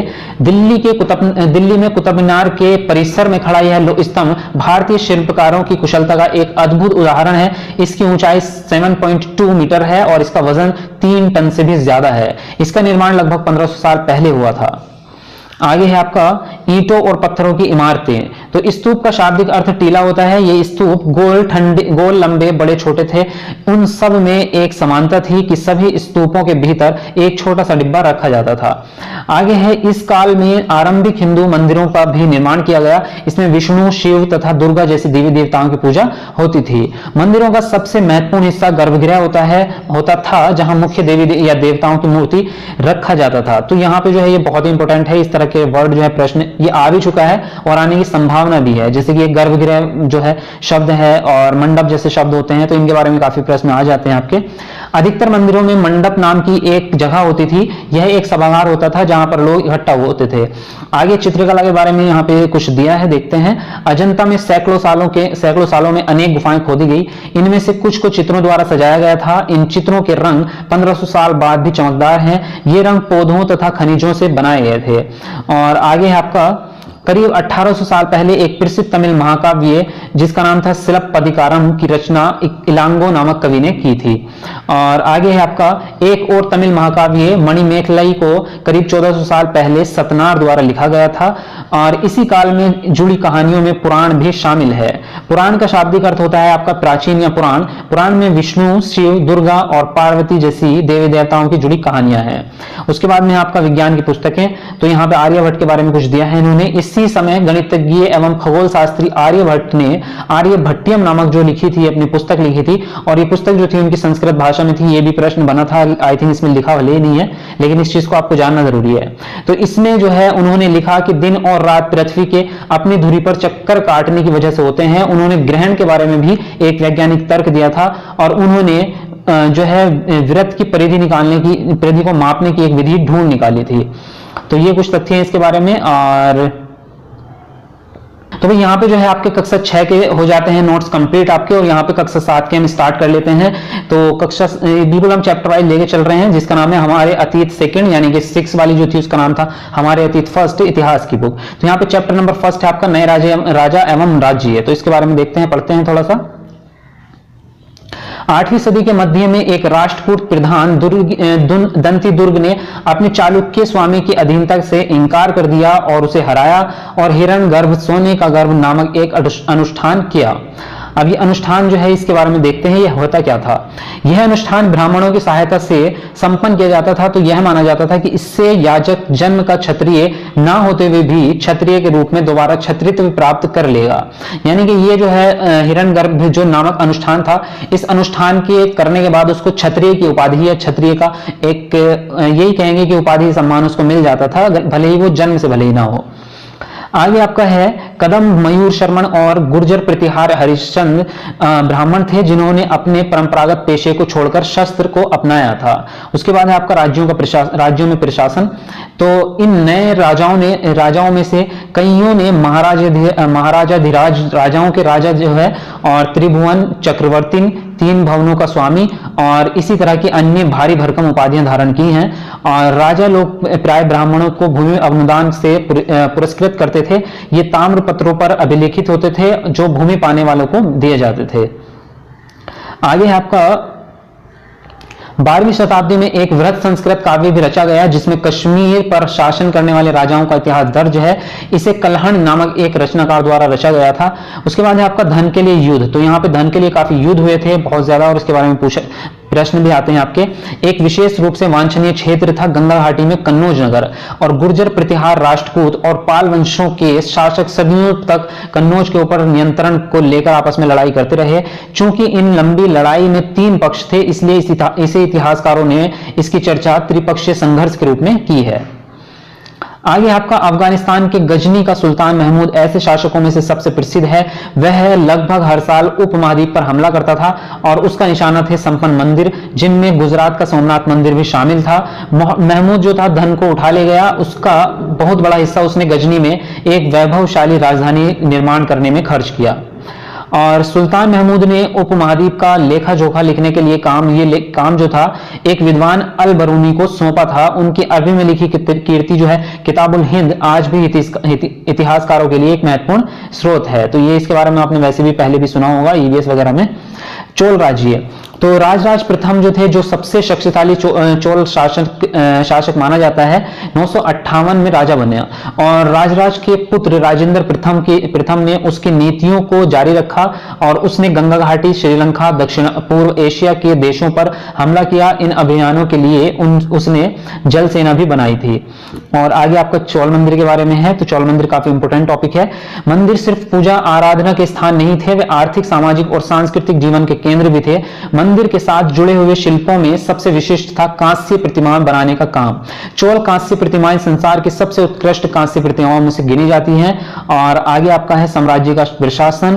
तो किसानों की बस्तियां जो उर कहलाती थी, सिंचित खेती के साथ बहुत समृद्ध हो गई थी। इसी तरह के गांवों के समूह को नाडु कहा जाता था और ग्राम परिषद और नाडु न्याय करने तथा और कर वसूलने जैसे कई काम जो है प्रशासनिक कार्य वो करते थे। आगे आपका वेल्लाल जाति के धनी किसानों को केंद्रीय चोल सरकार की देखरेख में नाडु के कामकाज में अच्छा खासा नियंत्रण हासिल था। उनमें से कई धनी स्वामियों को चोल राजाओं ने सम्मान के रूप में मुवेंद वेलन, 3 राजाओं को अपनी सेवा प्रदान करने वाला वेलन या किसान, और आगे आपका है अरियार जिसको हम बोलते हैं प्रधान, उसको बोलते थे, जैसी उपाधियां दी थी। मतलब एक तो ये उपाधि होगी आपकी मुवेंद वेलम और दूसरी हो गई अरियार। तो ये उपाधि दी थी उन्होंने और उन्हें केंद्र में महत्वपूर्ण राजकीय पद सौंपा गया था। आगे आपका भूमि के प्रकार जो है इस हिसाब से दिया है, इन्होंने कुछ नाम उस टाइम पर रखे गए थे। तो वेलन वागाई, तो ये होती थी आपकी गैर ब्राह्मण किसान स्वामी की भूमि, और ब्रह्मदेव ये होती थी आपके ब्राह्मणों को उपहार में दी गई भूमि। शाला भोग ये विद्यालय के रखरखाव के लिए जो भूमि होती थी। देवदान ये तिरुन मटुक्कमीन जो होती थी, ये मंदिर को उपहार में दी गई भूमि है जिसका नाम ये रखा गया था। उसके बाद है आपका पल्लिक चंद्रम, तो ये जैन संस्थानों को दान में दी गई भूमि थी। और नरगम के नाम से ज्ञात व्यापारियों के संघ भी अक्सर शहरों में प्रशासनिक कार्य करते थे। तो ये हुआ भाई आपका फर्स्ट चैप्टर यहाँ पे कंप्लीट। और तो चलिए एक चैप्टर और कर लेते हैं, इसमें भी देखते हैं, इसमें थोड़ा और पढ़ लेते हैं। दिल्ली के सुल्तान। तो 13वीं सदी के आरंभ में दिल्ली सल्तनत की स्थापना हुई और इसके साथ दिल्ली एक ऐसी राजधानी में तब्दील हुई जिसका नियंत्रण इस उपमहाद्वीप के बहुत बड़े क्षेत्र पर फैला था। हालांकि अभिलेख, सिक्कों और स्थापत्य की माध्यम से काफी सूचना मिलती है, मगर और भी महत्वपूर्ण वे इतिहास, तारीख या तवारीख हैं जो सुल्तानों के शासनकाल में प्रशासन की भाषा फारसी में लिखे गए थे। तारीख का मतलब होता है आपका इतिहास, ये उर्दू शब्द है, उर्दू को तारीख कहते हैं, मतलब उर्दू में इतिहास को तारीख कहते हैं। तवारीख के लेखक, सचिव, प्रशासक, कवि और दरबारियों जैसे सुशिक्षित व्यक्ति होते थे जो घटनाओं का वर्णन भी करते थे और शासकों को प्रशासन संबंधी सलाह भी देते थे। आगे आपका तवारीख के लेखक नगरों में रहते थे, गांव में शायद ही कभी रहते होंगे। और आगे आपका वे अक्सर अपने इतिहास सुल्तानों के लिए उनसे ढेर सारे इनाम इकराम पाने की आशा में लिखा करते थे। ये लेखक अक्सर शासकों को जन्मसिद्ध अधिकार और लिंग भेद पर आधारित आदर्श समाज व्यवस्था बनाए रखने के लिए सलाह देते थे। आगे है आपका सन 1236 में सुल्तान इल्तुतमिश की बेटी रजिया सिंहासन पर बैठी। उस युग के इतिहासकार मिन्हाज सिराज ने स्वीकार किया कि वह अपने भाइयों से अधिक योग्य और सक्षम थी। ये प्रश्न आपका जो है बहुत इंपॉर्टेंट है और आ भी चुका है ये टॉपिक, मतलब इस चीज में, इसके बारे में जो है रजिया सुल्तान के बारे में आ चुका है ये। और आगे है आपका मिन्हाज सिराज का सोचना था कि ईश्वर ने जो आदर्श समाज व्यवस्था बनाई थी उसके अनुसार स्त्रियों को पुरुष के अधीन होना चाहिए और रानी का शासन इस व्यवस्था के विरुद्ध जाना जाता था उस टाइम पे। तो रजिया को जो है 1240 में सिंहासन से हटा दिया गया था इसी कारण से। आगे आपको इसमें रजिया ने अपने अभिलेखों और सिक्कों पर जो है अंकित करवाया था कि वह सुल्तान इल्तुतमिश की बेटी थी और खिलजी और तुगलक वंश के अंतर्गत शासन। तो इसके बारे में पढ़ लेते हैं थोड़ा सा। दिल्ली के आरंभिक सुल्तान विशेषकर इल्तुतमिश सामंतों और जमींदारों के स्थान पर अपने विशेष गुलामों को सूबेदार नियुक्त करना अधिक पसंद करते थे। इन गुलामों को फारसी में बंदगाह कहा जाता था। आगे है आपका उस समय 3 प्रकार के कर थे। कृषि पर कर था जिसको खराज कहा जाता था, और मवेशियों पर था और घरों पर था। तुगलक वंश के बाद 1526 तक दिल्ली तथा आगरा पर सैयद और लोधी वंशों का राज रहा। तब तक जौनपुर, बंगाल, मालवा, गुजरात, राजस्थान तथा पूरे दक्षिण भारत में स्वतंत्र शासक उठ खड़े हुए थे और उनकी राजधानियां समृद्ध थी और राज्य फल फूल रहे थे। इसी काल में अफगान तथा राजपूतों जैसे नए शासक समूह भी उभरे हैं। चैप्टर नंबर 3 है आपका मुगल साम्राज्य। तो यहाँ पे फर्स्ट पॉइंट आपको दिया गया है, मुगल 2 महान शासक वंशों के वंशज थे। माता की ओर से वे चीन और मध्य एशिया के मंगोल शासक चंगेज खान के उत्तराधिकारी थे। पिता की ओर से ईरान, इराक एवं वर्तमान तुर्की के शासक तैमूर के वंशज थे। आगे आपका पॉइंट है, मुगल अपने को मंगोल या मुगल कहलवाना पसंद नहीं करते थे। ऐसा इसलिए था क्योंकि चंगेज खान से जुड़ी स्मृतियां सैकड़ों व्यक्तियों के नरसंहार से संबंधित थी। तो बिल्कुल एक एक पॉइंट को आप नोट करते चलें। दूसरी ओर मुगल तैमूर के वंशज होने पर गर्व का अनुभव करते थे, ज्यादा इसलिए क्योंकि उनके इस महान पूर्वज ने 1398 में दिल्ली पर कब्जा कर लिया था। आगे है आपका मुगल सैन्य अभियान। तो प्रथम मुगल शासक बाबर, जो कि 1526 से 1530 तक रहा उनका शासनकाल, ने जब 1494 में फरघाना राज्य का उत्तराधिकार प्राप्त किया तो उसकी उम्र केवल 12 वर्ष की थी। मंगोलों की दूसरी शाखा उज्बेकों के आक्रमण के कारण जो है उसे अपने पैतृक गद्दी छोड़नी पड़ी। और आगे है आपका बाबर के बारे में देखते हैं। इनका रहा है आपका 1526 से 1530 तक। तो 1526 में पानीपत के मैदान में इब्राहिम लोदी एवं उनके अफगान समर्थकों को हराया। आगे आपका 1527 में खनुबा में राणा सांगा राजपूत राजाओं और उनके समर्थकों को हराया। और आगे आपका 1528 में चंदेरी में राजपूतों को हराया। तो ये था उसके बारे में। और अब हुमायूं के बारे में पढ़ते हैं, जिनका शासनकाल 1530 से 1540 तक रहा और उसके बाद सेकेंड काल 1555 से 1556 का रहा। तो हुमायूं ने भाई मिर्जा कामरान की महत्वाकांक्षाओं के कारण हुमायूं अपने अफगान प्रतिद्वंदियों के सामने फीका पड़ गया। आगे लिखा है, शेर खान ने हुमायूं को 2 बार हराया, 1539 में चौसा में और 1540 में कन्नौज में। इन पराजयों ने उसे ईरान की ओर भागने पर मजबूर कर दिया। आगे अकबर के बारे में पढ़ते हैं, जिनका रहा शासनकाल 1556 से 1605 तक। तो 13 वर्ष की आयु में जो है सम्राट बना अकबर, और 1556 और 1570 के मध्य अकबर अपने संरक्षक बेगम खान और अपने घरेलू कर्मचारियों से स्वतंत्र हो गया। उसने सूरी और अन्य अफगानों, निकटवर्ती राज्यों मालवा और गोंडवाना तथा अपने सौतेले भाई मिर्जा हाकिम और उज्बेकों के विद्रोहों को दबाने के लिए सैन्य अभियान चलाए। आगे है आपका लिखा है 1568 में सुसोदियों की राजधानी चित्तौड़ और 1569 में रणथंभौर पर कब्जा कर लिया गया, और 1570 और 1585 के मध्य गुजरात के विरुद्ध सैनिक अभियान चलाए। आगे है 1585 से 1605 के मध्य अकबर के साम्राज्य का विस्तार हुआ, उत्तर पश्चिम में अभियान चलाए गए। और आगे लिखा है मुगल ज्येष्ठाधिकार के नियम में विश्वास नहीं रखते थे, जिसमें ज्येष्ठ पुत्र अपने पिता के राज्य का उत्तराधिकारी होता है। आगे मनसबदार, तो मनसबदार पूछा जाता है, ये एग्जाम में भी आया है आपके, मनसबदार किसको बोलते थे? तो मुगलों की सेवा में आने वाले नौकरशाह मनसबदार कहलाए। मनसबदार शब्द का प्रयोग ऐसे व्यक्तियों के लिए होता था जिन्हें मनसब यानी कि कोई सरकारी हैसियत या पद प्राप्त होता था। अब आगे इसमें दिया है अकबरनामा और आईन अकबरी, ये पुस्तकें हैं, इनके बारे में जो है इसमें बहुत इंपॉर्टेंट चीज दी है। यह पुस्तक अबुल फजल ने अकबर के शासनकाल के इतिहास के बारे में 3 जिल्दों में लिखी। इसका शीर्षक था अकबरनामा। पहली जिल्द में अकबर के पूर्वजों का बयान है, और दूसरी में जो है अकबर के शासनकाल की घटनाओं का वर्णन है, और तीसरी जिल्द जिसका नाम है आईन अकबरी, इसमें अकबर के प्रशासन, घराने, सेना, राजस्व और साम्राज्य के भूगोल का ब्यौरा मिलता है। तो ये हुआ आपका चैप्टर खत्म, और अब नेक्स्ट चैप्टर स्टार्ट होता है आपका चैप्टर नंबर 4, शासक और इमारतें। तो इसके बारे में पढ़ते हैं। यहाँ पे दिया है कुतुब मीनार कुतुबुद्दीन ऐबक ने लगभग 1999 में बनवाया था, और इसके छज्जे के नीचे अभिलेखों की 2 पट्टियां हैं। ये अभिलेख अरबी में है। आई थिंक यहाँ पे जो है ये थोड़े मिस्टेक मुझे लग रही है, 1999 नहीं है, गलत मिसप्रिंट हुआ है इसमें। तो 1599 आई थिंक 1699 में बनवाया था, तो इसको एक बार चेक कर लेना आप, मैं बता दूं आपको नेक्स्ट वीडियो में।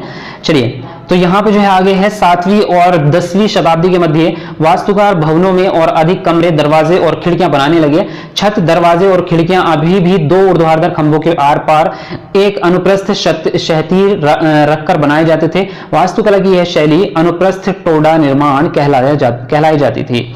आगे है आपका 18वीं से 13वीं शताब्दी के बीच मंदिरों, मस्जिदों, मकबरों तथा सीढ़ीदार कुओं, जिसे वो बावड़ी बोलते थे, से जुड़े भवनों के निर्माण में ऐसी शैली का प्रयोग हुआ है। आगे है आपका तंजावुर के राजराजेश्वर मंदिर का शिखर। ये बहुत इंपॉर्टेंट चीज है भाई, और काफी फेमस है। तो तंजावुर के राजराजेश्वर मंदिर का शिखर उस समय के मंदिरों में सबसे ऊंचा था। इसका निर्माण आसान नहीं था, क्योंकि उस समय क्रेन नहीं थी, और इसके शीर्ष पे जो है इन्होंने पत्थर रखा था उस मंदिर के बिल्कुल चोटी पे ले जाके, जिसका वजन था 90 टन। तो भाई उस पत्थर को ऊपर ले जाना बहुत ही मुश्किल काम था। तो उन्होंने क्या किया था, उसके लिए एक पूरी सड़क बनाई थी, पूरा रास्ता बनाया था, जिसमें लिया है आपने वास्तुकारों ने 4 किलोमीटर लंबा जो है चढ़ाईदार रास्ता बनाया था, जिसे मंदिर बनने के बाद जो है तोड़ दिया गया था, और उस रास्ते के द्वारा जो है उस पत्थर को ऊपर लेके गए थे। और इसी के कारण जो है आज भी मंदिर के पास के एक गांव को चारूपल्लम कहा जाता है, जिसका अर्थ है चढ़ाईदार रास्ते का गांव। आगे आपका 12वीं शताब्दी में 2 प्रौद्योगिकी एवं शैली संबंधी परिवर्तन दिखाई देने लगे या पड़ने लगे थे, और वो थे दरवाजों और खिड़कियों के ऊपर की अधिरचना का भार कभी कभी मेहराबों पर डाल दिया जाता था। वास्तुकला का यह चापाकार रूप था। और दूसरा यह था कि निर्माण कार्य में चूना पत्थर और सीमेंट का प्रयोग बढ़ गया था। आगे आपका मंदिरों, मस्जिदों और हौजों का निर्माण। तो फर्स्ट पॉइंट इसके बारे में आपका राजराजेश्वर मंदिर का निर्माण राजा राजदेव ने अपने देवता राजराजेश्वरम की उपासना हेतु किया था। और आगे है आपका फारसी दरबारी इतिहासों में सुल्तान का वर्णन अल्लाह की परछाई के रूप में हुआ है। आगे आपका दिल्ली के एक अभिलेख मस्जिद से पता चलता है कि अल्लाह ने अलाउद्दीन को शासक इसलिए चुना था क्योंकि उसमें अतीत के महान विधिकर्ताओं जैसे कि मूसा और सुलेमान की विशिष्टताएं मौजूद थी। आगे है आपका सुल्तान इल्तुतमिश ने दहली कूना के एकदम निकट एक विशाल तालाब बनाया था। निर्माण करके व्यापक सम्मान प्राप्त किया। इस विशाल जलाशय को हौज सुल्तानी अथवा राजा का तालाब कहा जाता था। आगे आपका मंदिरों का नष्ट होना। तो 9वीं शताब्दी के आरंभ में जब पांड्यन राजा श्री वल्लभ ने श्रीलंका पर जो है आक्रमण कर राजासेन प्रथम, जिसको 831 से 851 के बीच को पराजित किया था, तो उसके विषय में बौद्ध भिक्षु व इतिहासकार धमकिति ने लिखा है कि सारी बहुमूल्य चीजें वह ले गया, रत्न महल में रखी स्वर्ण की बनी मूर्ति और विभिन्न प्रकार के विभिन्न मठों में रखे सोने की प्रतिमाएं, ये सब वो ले गया था। आगे आपका गजनी का सुल्तान, ये काफी फेमस है भाई, आता भी है बहुत बार। गजनी का सुल्तान महमूद ने भारत में मंदिरों को लूटा। उस समय सुल्तान महमूद कोई खास या कोई महत्वपूर्ण शासक नहीं था, लेकिन मंदिरों को नष्ट करके खास तौर से सोमनाथ का मंदिर उसने एक महान इस्लामी योद्धा के रूप में श्रेय प्राप्त करने का कोशिश की थी, प्रयास किया। आगे आपका बाग, मकबरे और किले, तो मुगलों के अधीन वास्तुकला और अधिक जटिल हो गई। और आगे इसमें दिया है अपनी आत्मकथा में बाबर ने औपचारिक बागों की योजनाओं और बनाने में रुचि का वर्णन किया है। अक्सर ये बाग दीवार से घिरे होते थे और कृत्रिम नहरों द्वारा 4 भागों में विभाजित आयताकार आहते में स्थित थे। 4 हिस्सों में बटे होने के कारण इनको 4 भाग कहा जाता था। आगे आपका शाहजहां के शासनकाल के दौरान सार्वजनिक और व्यक्तिगत सभा हेतु समारोह कक्षों, दीवाने खास और दीवाने आम की योजना बहुत सावधानी पूर्वक की गई थी। तो ये प्रश्न आपका पहले भी आ चुका है कि दीवाने आम और दीवाने खास का प्रयोग किस लिए किया जाता था। तो भाई ये समारोह के या सभाओं के लिए किया जाता, तो इस चीज को आप याद रखें। एक विशाल आंगन में स्थित ये दरबार चिहिल सुतुन अथवा 40 खंभों के सभा भवन भी कहलाते थे। आगे आपका दिया है इन्होंने शाहजहां बादशाह के सिंहासन के पीछे पितरादूरा के जड़ाऊ काम की एक श्रृंखला बनाई गई थी, जिसमें पौराणिक यूनानी देवता आर्फियस की वीणा बजाते हुए चित्रित किया गया है। यह प्रश्न भी आपका जो है आ चुका है, पितरादूरा का 2014 में आया था सीटेट के। जो पितरादूरा है ये आपकी ये उत्कीर्णित संगमरमर अथवा बालू पत्थर पर रंगीन ठोस पत्थरों को दबाकर बनाए गए सुंदर और अलंकृत नमूने होते हैं। चलिए नेक्स्ट आपका चैप्टर शुरू होता है, चैप्टर नंबर 5, नगर व्यापारी और शिल्पीजन। तो देखते हैं यहाँ पे प्रशासनिक केंद्र के बारे में बात कर रहे हैं। तो वर्ष के 12 महीने बहने वाली कावेरी नदी इस सुंदर नगर यानी कि तंजावुर के पास बहती है। राजा राजराज चोल द्वारा निर्मित राजराजेश्वर मंदिर की घंटियां बजती हुई सुनाई देती हैं। लोग नगर के वास्तुकार कुंजर मल्लन राजराज पेरुतच्छन की वास्तुकला की प्रशंसा करते हुए थकते नहीं हैं। और आगे दिया है हमें वास्तुकार का नाम इसलिए पता है क्योंकि उसने गर्व से अपना नाम को मंदिर की दीवार पर उत्कीर्ण किया। मंदिर के भीतर एक विशाल शिवलिंग स्थापित है। आगे आपका मंदिर, नगर और तीर्थ केंद्र। मंदिर जो है वो नगर भी है और तीर्थ केंद्र भी, दोनों के रूप में इसकी बात की गई है। तंजावुर एक मंदिर नगर का भी उदाहरण है और मंदिर अक्सर समाज और अर्थव्यवस्था दोनों के लिए ही अत्यंत महत्वपूर्ण होते थे। शासक विभिन्न देवी देवताओं के प्रति अपना भक्ति भाव दर्शाने के लिए मंदिर बनवाते थे। आगे दिया गया है इसमें कांसा, घंटा धातु और लुत्फमोम तकनीक। तो ये बहुत ही बेहतरीन तकनीक है और आप इसको पढ़ोगे तो इसमें मजा भी आएगा। देखो, कांसा एक मिश्र धातु है जो तांबे तथा रांगे यानी कि टिन के मेल से बनती है। आगे है आपका घंटा धातु में रांगे का अनुपात किसी भी अन्य किस्म के कांसे से अधिक होता है। और जो आपकी ये तरीका है जो लुप्त मोम वाली तकनीक है उसके बारे में पढ़ते हैं।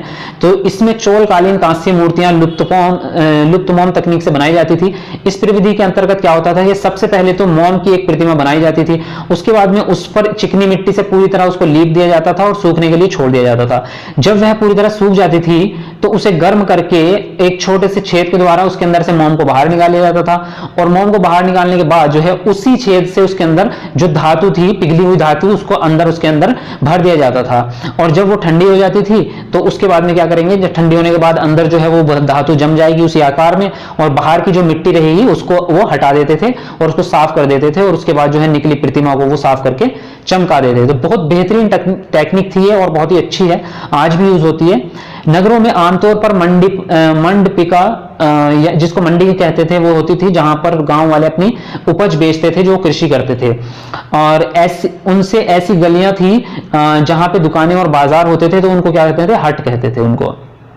नगरों में शिल्प, तो बीदर के शिल्पकार तांबे तथा चांदी में जड़ाई के काम के लिए इतने अधिक प्रसिद्ध थे कि इस शिल्प का नाम ही बीदरी पड़ गया।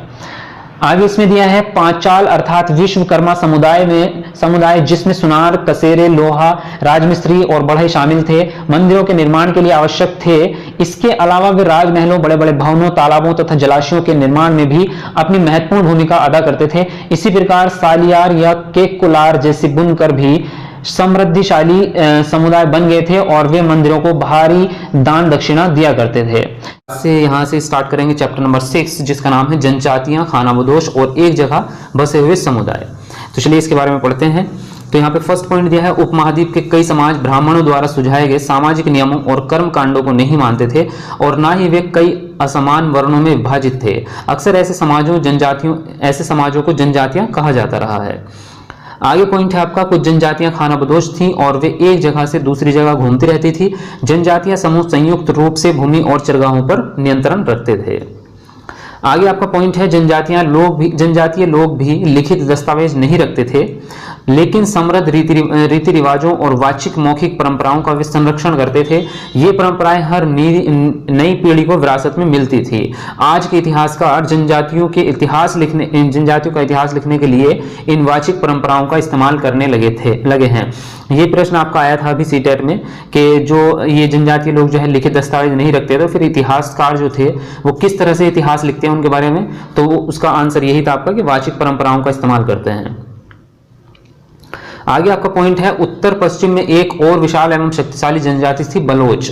ये लोग अलग अलग मुखिया वाले कई छोटे छोटे कुलों में बटे हुए थे। आगे है आपका, पश्चिमी हिमालय में गड्डी गडरिया की जनजाति रहती थी। उपमहाद्वीप के सुदूर उत्तरी पूर्व पर भी नागा, अहोम और कई दूसरी जनजातियों का पूरी तरह प्रभुत्व था। आगे है आपका, बंजारा लोग सबसे महत्वपूर्ण व्यापारी खानाबदोश थे। उनका कारवां टांडा कहलाता था और सुल्तान अलाउद्दीन खिलजी बंजारों का ही इस्तेमाल नगर के बाजारों तक अनाज की ढुलाई के लिए करते थे। तो ये प्रश्न भी आपका सीटेट में आया था कि कौन सा ऐसा राजा है या कौन सा ऐसा सुल्तान था जो बंजारों का प्रयोग जो है वो अनाज की ढुलाई के लिए करता था। तो वहां पे जो है ये आपका हो जाएगा यहाँ पर राइट के अलाउद्दीन खिलजी, उसमें ऑप्शन दिया हुआ था। चलिए आगे आपके गोंड के बारे में दिया है। तो गोंड लोग गोंडवाना नामक वन प्रदेश में रहते थे। वे स्थानांतरित कृषि करते थे। इन राज्यों में प्रशासनिक व्यवस्था केंद्रीकृत हो रही थी। राज्य गढ़ों में विभाजित थे। हर गढ़ किसी खास गोंड कुल के नियंत्रण में था। ये पुणे 84 गांवों की इकाइयों में विभाजित होते थे जिन्हें 84 कहा जाता था। 84 का विभाजन बरहोतों में होता था जो 12-12 गांवों को मिलाकर बनते थे। आगे आपका गढ़ कंडगा एक समृद्ध राज्य था। इसने हाथियों को पकड़ने और दूसरे राज्यों में उनका निर्यात करने के व्यापार में खासा धन कमाया था।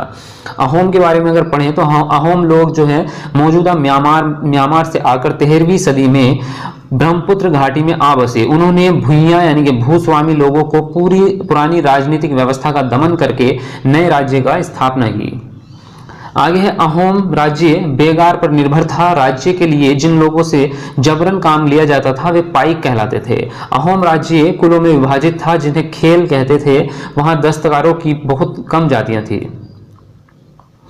चलिए आगे आपका चैप्टर नंबर शुरू होता है 7 जिसका नाम है आपका क्षेत्रीय संस्कृति का निर्माण। तो इसमें है आपका चेर और मलयालम भाषा का विकास। तो इसके बारे में पढ़ते हैं। तो यहाँ है महोदयपुरम का चेर राज्य प्रादीपीय के दक्षिण पश्चिमी भाग में जो आज के केरल राज्य का एक हिस्सा है 9वीं शताब्दी में स्थापित किया गया।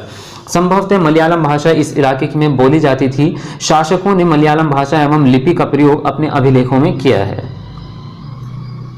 आगे है आपका मलयालम भाषा की प्रथम साहित्यिक कृतियां प्रत्यक्ष रूप से संस्कृत की ऋणी हैं। यह भी एक काफी रोचक तथ्य है कि 14वीं शताब्दी का एक ग्रंथ लीला तिलकम जो व्याकरण और काव्यशास्त्र विषयक है मणि प्रवालम शैली में लिखा गया है। और मणि प्रवालम अर्थ होता है आपका हीरा और मूंगा। आगे आपका कत्थक नृत्य शैली उत्तर प्रदेश के अनेक भागों से जुड़ी है। कत्थक शब्द कथा से निकला है और बहुत से ऐसे नृत्य रूपों में जिन्हें लोक नृत्य की श्रेणी में रखा गया है वे विशिष्टताएं पाई जाती हैं जो शास्त्रीय रूपों का विशिष्ट लक्षण बताया गया है। यद्यपि शास्त्रीय विशेषण का प्रयोग उन कला रूपों की श्रेष्ठता का सूचक हो सकता है, फिर भी यह हमेशा शब्दशः सही नहीं होता। अन्य नृत्य रूप जिन्हें हम या जिसे इस समय शास्त्रीय माना जाता है वे निम्नलिखित हैं।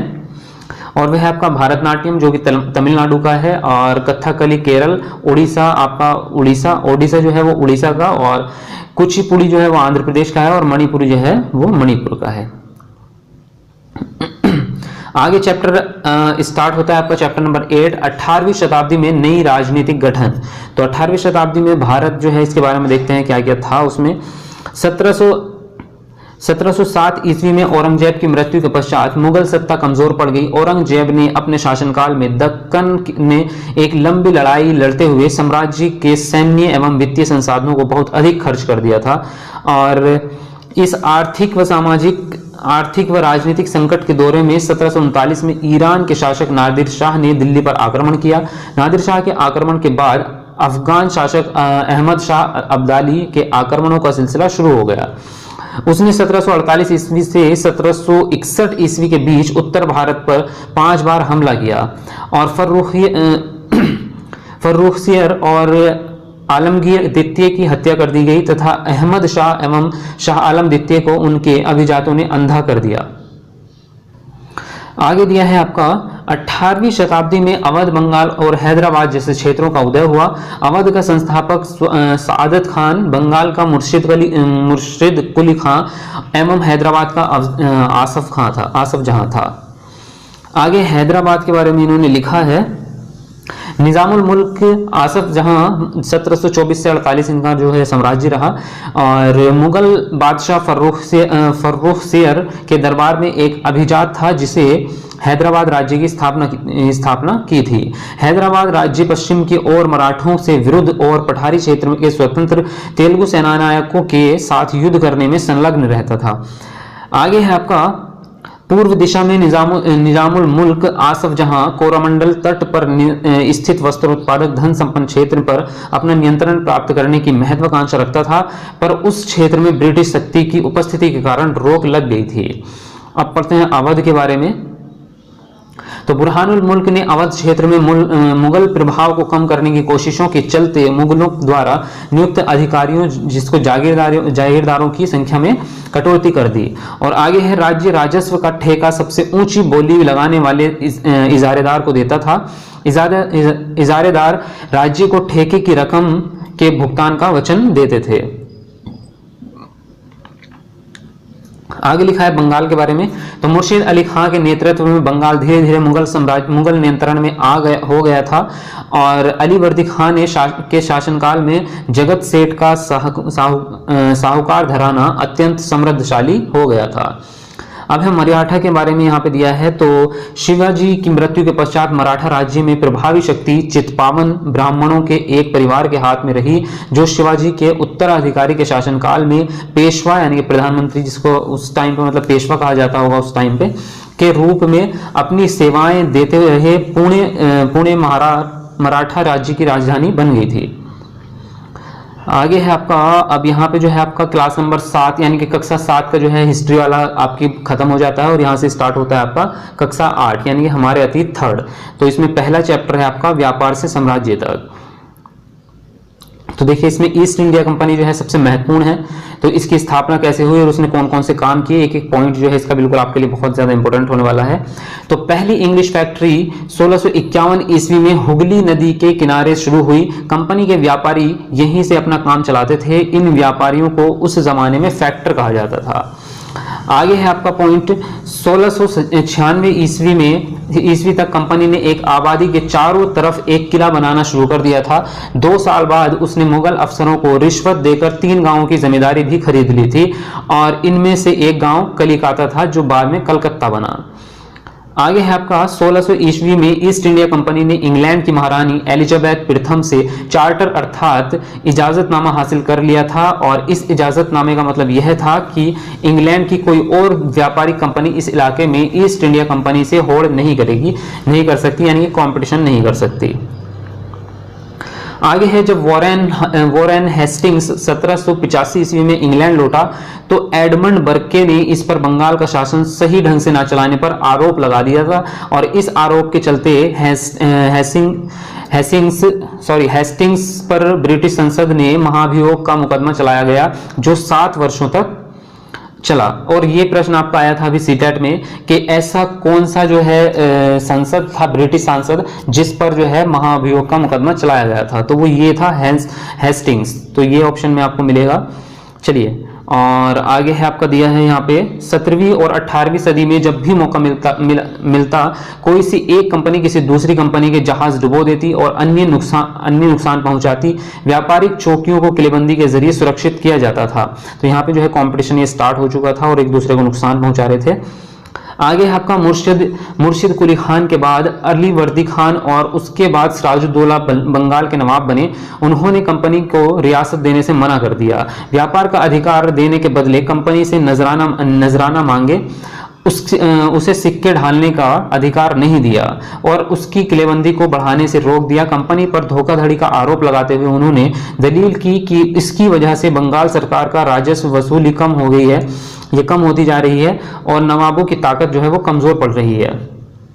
यह टकराव दिनों दिन गंभीर होते गए। अंततः इन टकरावों की परिणति प्लासी का युद्ध के रूप में हुई।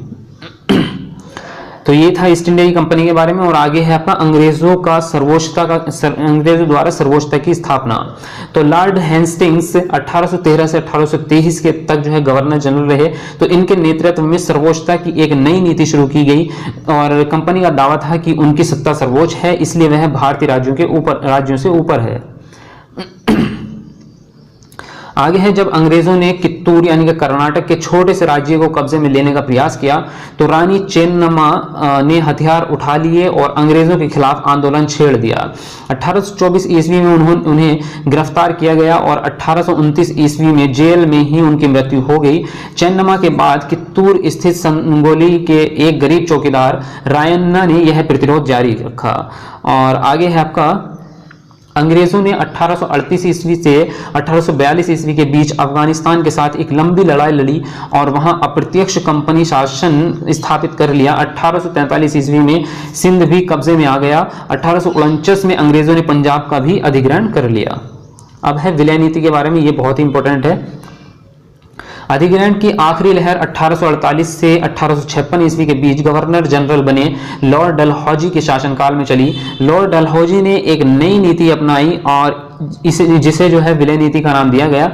यह सिद्धांत इस तर्क पर आधारित था कि अगर किसी शासक की मृत्यु हो जाती थी और उसका कोई पुरुष वारिस नहीं है, यानी कि उसका अगर लड़का नहीं है, बेटा नहीं है, तो उसकी रियासत जो है वो हड़प ली जाएगी। तो इस सिद्धांत पर जो है, इस सिद्धांत के आधार पर एक के बाद एक रियासतें, जैसे कि सतारा को 1848 में, संबलपुर को 1850 में, उदयपुर को 1852 में, नागपुर को 1853 में और झांसी को 1854 में अंग्रेजों के हाथ में ये सब चली गई थी। इन पे कब्जा कर लिया था उन्होंने। आगे आपका दिया है यहाँ पे 1856 में कंपनी ने अवध को भी अपने नियंत्रण में ले लिया। चलिए, तो यहाँ पे स्टार्ट होता है आपका दूसरा नंबर, चैप्टर नंबर 2 आपका स्टार्ट होता है यहाँ पे ग्रामीण क्षेत्र पर शासन चलाना। तो इसमें देखते हैं क्या क्या दिया है। इसमें फर्स्ट पॉइंट दिया है आपका 12 अगस्त 1765 को मुगल बादशाह ने ईस्ट इंडिया कंपनी को बंगाल का दीवान तैनात किया। और सेकंड पॉइंट है कंपनी कोशिश करती थी कि वह ज्यादा से ज्यादा राजस्व हासिल करे और कम से कम कीमत पर बढ़िया सूती और रेशमी कपड़ा खरीदे। आगे आपका यह है 1865 से पहले ब्रिटेन ने सोने व चांदी की आयात करती थी। आगे आपका कंपनी ने 1793 में स्थायी बंदोबस्त लागू किया। इस बंदोबस्त की शर्तों के हिसाब से राजाओं और तालुकदारों को जमींदारों के रूप में मान्यता दी गई। उन्हें किसानों से लगान वसूलने और कंपनी को राजस्व चुकाने का जिम्मा सौंपा गया। आगे आपका नई व्यवस्था के रूप में हॉल्ट मैकेंजी नामक अंग्रेज ने राजस्व इकट्ठा करने और उसे कंपनी को सौंपने का जिम्मा जमींदार के बजाय गांव के मुखिया को सौंप दिया।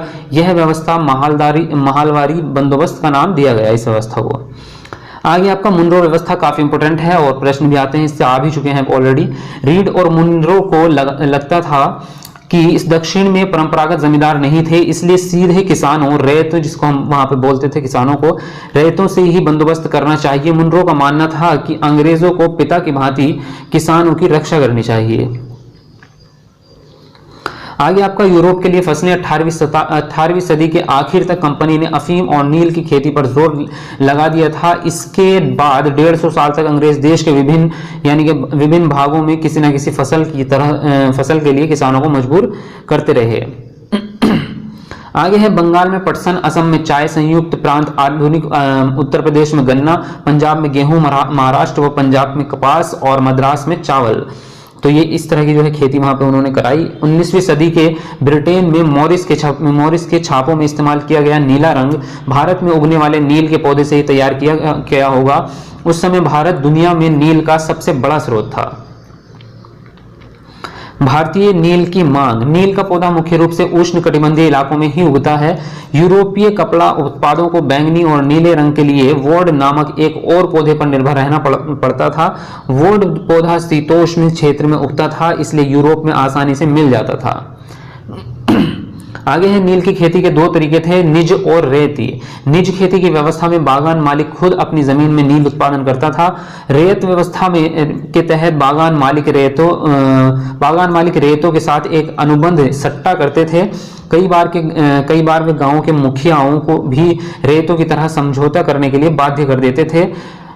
और आगे है आपका जो अनुबंधन पर दस्तखत कर देते थे, उन्हें नील उगाने के लिए कम ब्याज पर बागान लेने के लिए रेतों को कम ब्याज दर पर बागान मालिकों से नगद कर्जा मिल जाता था और कर्जा लेने वाले रेत को अपनी कम से कम 25% जमीन पर जो है नील उगाना पड़ता था, नील की खेती करनी पड़ती थी। बागान मालिक बीज और उपकरण मुहैया कराते थे, जबकि मिट्टी को तैयार करना, बीज बोना और फसल की देखभाल करना, ये सब जिम्मेदारी जो है वो काश्तकारों का होता था। तीसरा चैप्टर जिसका नाम है उपनिवेशवाद। चलिए, तो फर्स्ट आपका पॉइंट यहां पे दिया गया है, ब्रिटेन ने भारत को उपनिवेश बनाने के बाद अपने हित साधने के लिए समाज के प्रभावी वर्गों से संपर्क साधने का प्रयास किया और इस कार्य में उसे कामयाबी भी मिली। लेकिन उच्च वर्ग से संपर्क के बाद ये वर्ग अपने हित साधने में लग गए, जिसका प्रत्यक्ष अप्रत्यक्ष प्रभाव किसान, मजदूर एवं आदिवासी वर्ग पर पड़ा। आगे आपका दिया है अंग्रेजों के आने से पहले बहुत सारे इलाकों पर मुखियाओं का महत्वपूर्ण स्थान होता था। उनके पास औरों से ज्यादा आर्थिक ताकत होती थी और वे इस इलाके पर नियंत्रण रखते थे। कई जगह उनकी अपनी पुलिस होती थी और वे जमीन एवं वन प्रबंधन के स्थानीय नियम खुद बनाते थे। लेकिन ब्रिटिश शासन के तहत आदिवासी मुखियाओं का कामकाज और अधिकार काफी बदल गए थे।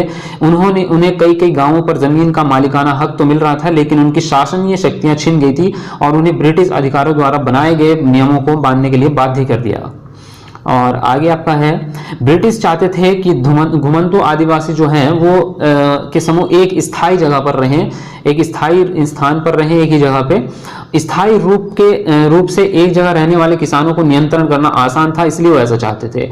अंग्रेज अपने शासन के लिए आमदनी का नियमित स्रोत भी चाहते थे। फलस्वरूप उन्होंने जमीन के बारे में कुछ नियम लागू कर दिए और उन्होंने जमीन को मापकर प्रत्येक व्यक्ति का हिस्सा तय कर दिया।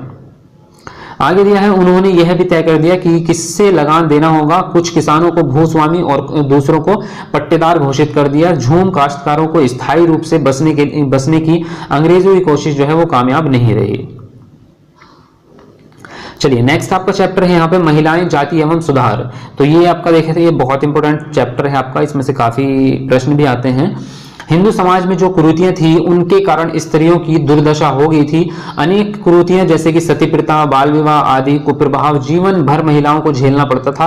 परिवार में पुत्री का जन्म होने पर शोक मनाया जाना आम बात थी और विधवाओं को जीवन अत्यंत कष्टमय था, क्योंकि वहां पे विधवाओं को दूसरा विवाह करने की जो है अनुमति नहीं थी। आगे आपका राजा राम मोहन राय और सती प्रथा का विरोध। तो राजा राम मोहन राय को भारतीय पुनर्जागरण का अग्रदूत और आधुनिक भारत का जनक कहा जाता है। तो देखिए इन्होंने कौन कौन से कार्य किए थे। राजा राम मोहन राय ने 20 अगस्त 1828 को ब्रह्म समाज की स्थापना की। राजा राम मोहन राय के प्रयासों द्वारा ही लॉर्ड विलियम बेंटिक ने 1829 में अधिनियम 17 पारित कर सती प्रथा पर रोक लगाई और ब्रह्म समाज ने बाल विवाह एवं बहुविवाह को अनुचित और विधवा विवाह को उचित ठहराया। उसके आगे दिया है यहाँ पे आत्माराम, पांडुरंग एवं विधवा विवाह। तो ब्रह्म समाज के आधार पर ही 1867 ईस्वी में महाराष्ट्र में प्रार्थना समाज की स्थापना की गई। इसके संस्थापक आत्माराम पांडुरंग थे। प्रार्थना समाज ने जाति व्यवस्था का विरोध किया और अंतर जातीय विवाह, विधवा विवाह, स्त्री शिक्षा पर अधिक बल दिया। 1861 ईस्वी में महादेव गोविंद रानाडे ने महाराष्ट्र में विधवा विवाह के प्रचार के लिए विडो रिमैरिज एसोसिएशन की स्थापना की। आगे आपका दयानंद सरस्वती और समाज सुधार। तो आधुनिक भारत में सामाजिक एवं धार्मिक पुनर्जागरण लाने में दयानंद सरस्वती द्वारा 1875 में स्थापित आर्य समाज की महत्वपूर्ण भूमिका रही है। वैदिक ग्रंथों का अध्ययन कर दयानंद सरस्वती ने निष्कर्ष निकाला कि हिंदू धर्म में प्रचलित अनेक परंपराओं और प्रथाएं हिंदू धर्म की मूल भावना के विपरीत हैं। आगे है उन्होंने लिखा, उनका विश्वास था कि वैदिक धर्म के प्रचार से ही समाज और देश का कल्याण हो सकता है। और आर्य समाज ने अंधविश्वास, मूर्ति पूजा, हिंसात्मक यज्ञ, पर्दा प्रथा, बाल विवाह, छुआछूत आदि का घोर विरोध किया तथा विधवा विवाह, नारी शिक्षा आदि पर विशेष बल दिया। आगे है आपका रामकृष्ण मिशन और स्त्री पुनरुद्धार। तो रामकृष्ण मिशन की स्थापना स्वामी विवेकानंद ने अपने गुरु रामकृष्ण परमहंस की स्मृति में की थी। और आगे है आपका रामकृष्ण मिशन ने स्त्रियों की स्थिति में सुधार के लिए प्रयास किए। इस मिशन ने स्त्रियों के महत्व को स्वीकारते हुए इनके सम्मान की बात की। और ईश्वरचंद विद्यासागर एवं नारी शिक्षा, तो इन उनके प्रयासों से कलकत्ता और अन्य स्थानों पर बालिका विद्यालयों की स्थापना हुई। हिंदू समाज में विधवाओं की दयनीय इस दशा के सुधार के लिए उन्होंने लोकमत तैयार किया। उन्हीं प्रयासों से 1856 में विधवा पुनर्विवाह अधिनियम पारित हुआ और उन्होंने समाज को प्रेरित करने के लिए अपने इकलौते पुत्र का विवाह एक विधवा से ही किया। उसके बाद जो है यहाँ पे कुछ औरों के बारे में जो है तथ्य दिए गए हैं, जैसे कि बदरुद्दीन तैयब जी ने मुसलमानों में बाल विवाह, बहुविवाह, पर्दा प्रथा आदि कुरीतियों का विरोध किया एवं इन्हें दूर करने का प्रयास किया। उसके बाद ज्योतिबा फूले ने 1854 ईस्वी में बालिकाओं के लिए स्कूल की स्थापना की, जो भारत में लड़कियों का प्रथम स्कूल था। आगे आपका भोपाल की बेगमों ने अलीगढ़ में लड़कियों के लिए प्राथमिक स्कूल खोला था। बेगम रुकैया सखावत हुसैन ने कलकत्ता और पटना में मुस्लिम लड़कियों के लिए स्कूल खोले थे। आगे दिया है आपका बाल विवाह कानून 1929। तो 1929 में बाल विवाह निषेध अधिनियम पारित हुआ और इस कानून के अनुसार जो है 18 साल से कम उम्र के लड़के और 16 साल से कम उम्र की लड़की की शादी नहीं की जा सकती थी। बाद में यह उम्र बढ़ाकर 21 साल, क्रमशः 21 साल और 18 साल कर दी गई, यानी कि लड़कों की 21 साल और लड़कियों की 18 साल। तो भाई यहाँ पे चैप्टर नंबर 4 हो जाता है फिनिश और स्टार्ट होता है आपका चैप्टर नंबर 5, जो है आपका राष्ट्रीय आंदोलनों का संगठन। तो ये है आपका 1870 के दशक से 1947 तक की कहानी। तो राष्ट्रवाद का उदय के बारे में दिया है इन्होंने। 1878 ईस्वी में आर्म्स एक्ट पारित हुआ, जिसके जरिए भारतीयों से अपने पास हथियार रखने का अधिकार छीन लिया गया था। उसी वर्ष आगे दिया है इसमें, उसी वर्ष वर्नक्यूलर प्रेस एक्ट भी पारित किया गया, जिससे सरकार की आलोचना करने वालों को चुप कराया जा सके। आगे इसमें दिया है इसमें रोलेट सत्याग्रह। तो 1919 ईस्वी में गांधी जी ने अंग्रेजों द्वारा हाल ही में पारित रोलेट कानून के खिलाफ सत्याग्रह का आह्वान किया। यह कानून अभिव्यक्ति की स्वतंत्रता जैसे मूल अधिकारों पर अंकुश लगाने और पुलिस को और भी ज्यादा अधिकार देने के लिए लागू किया गया था। तो गांधी जी ने इसका जो है विरोध किया बिल्कुल, और गांधी जी ने लोगों से आह्वान किया कि इसके विरुद्ध 6 अप्रैल 1919 को अहिंसक विरोध दिवस के रूप में अपमान और याचना दिवस जो है मनाया जाएगा।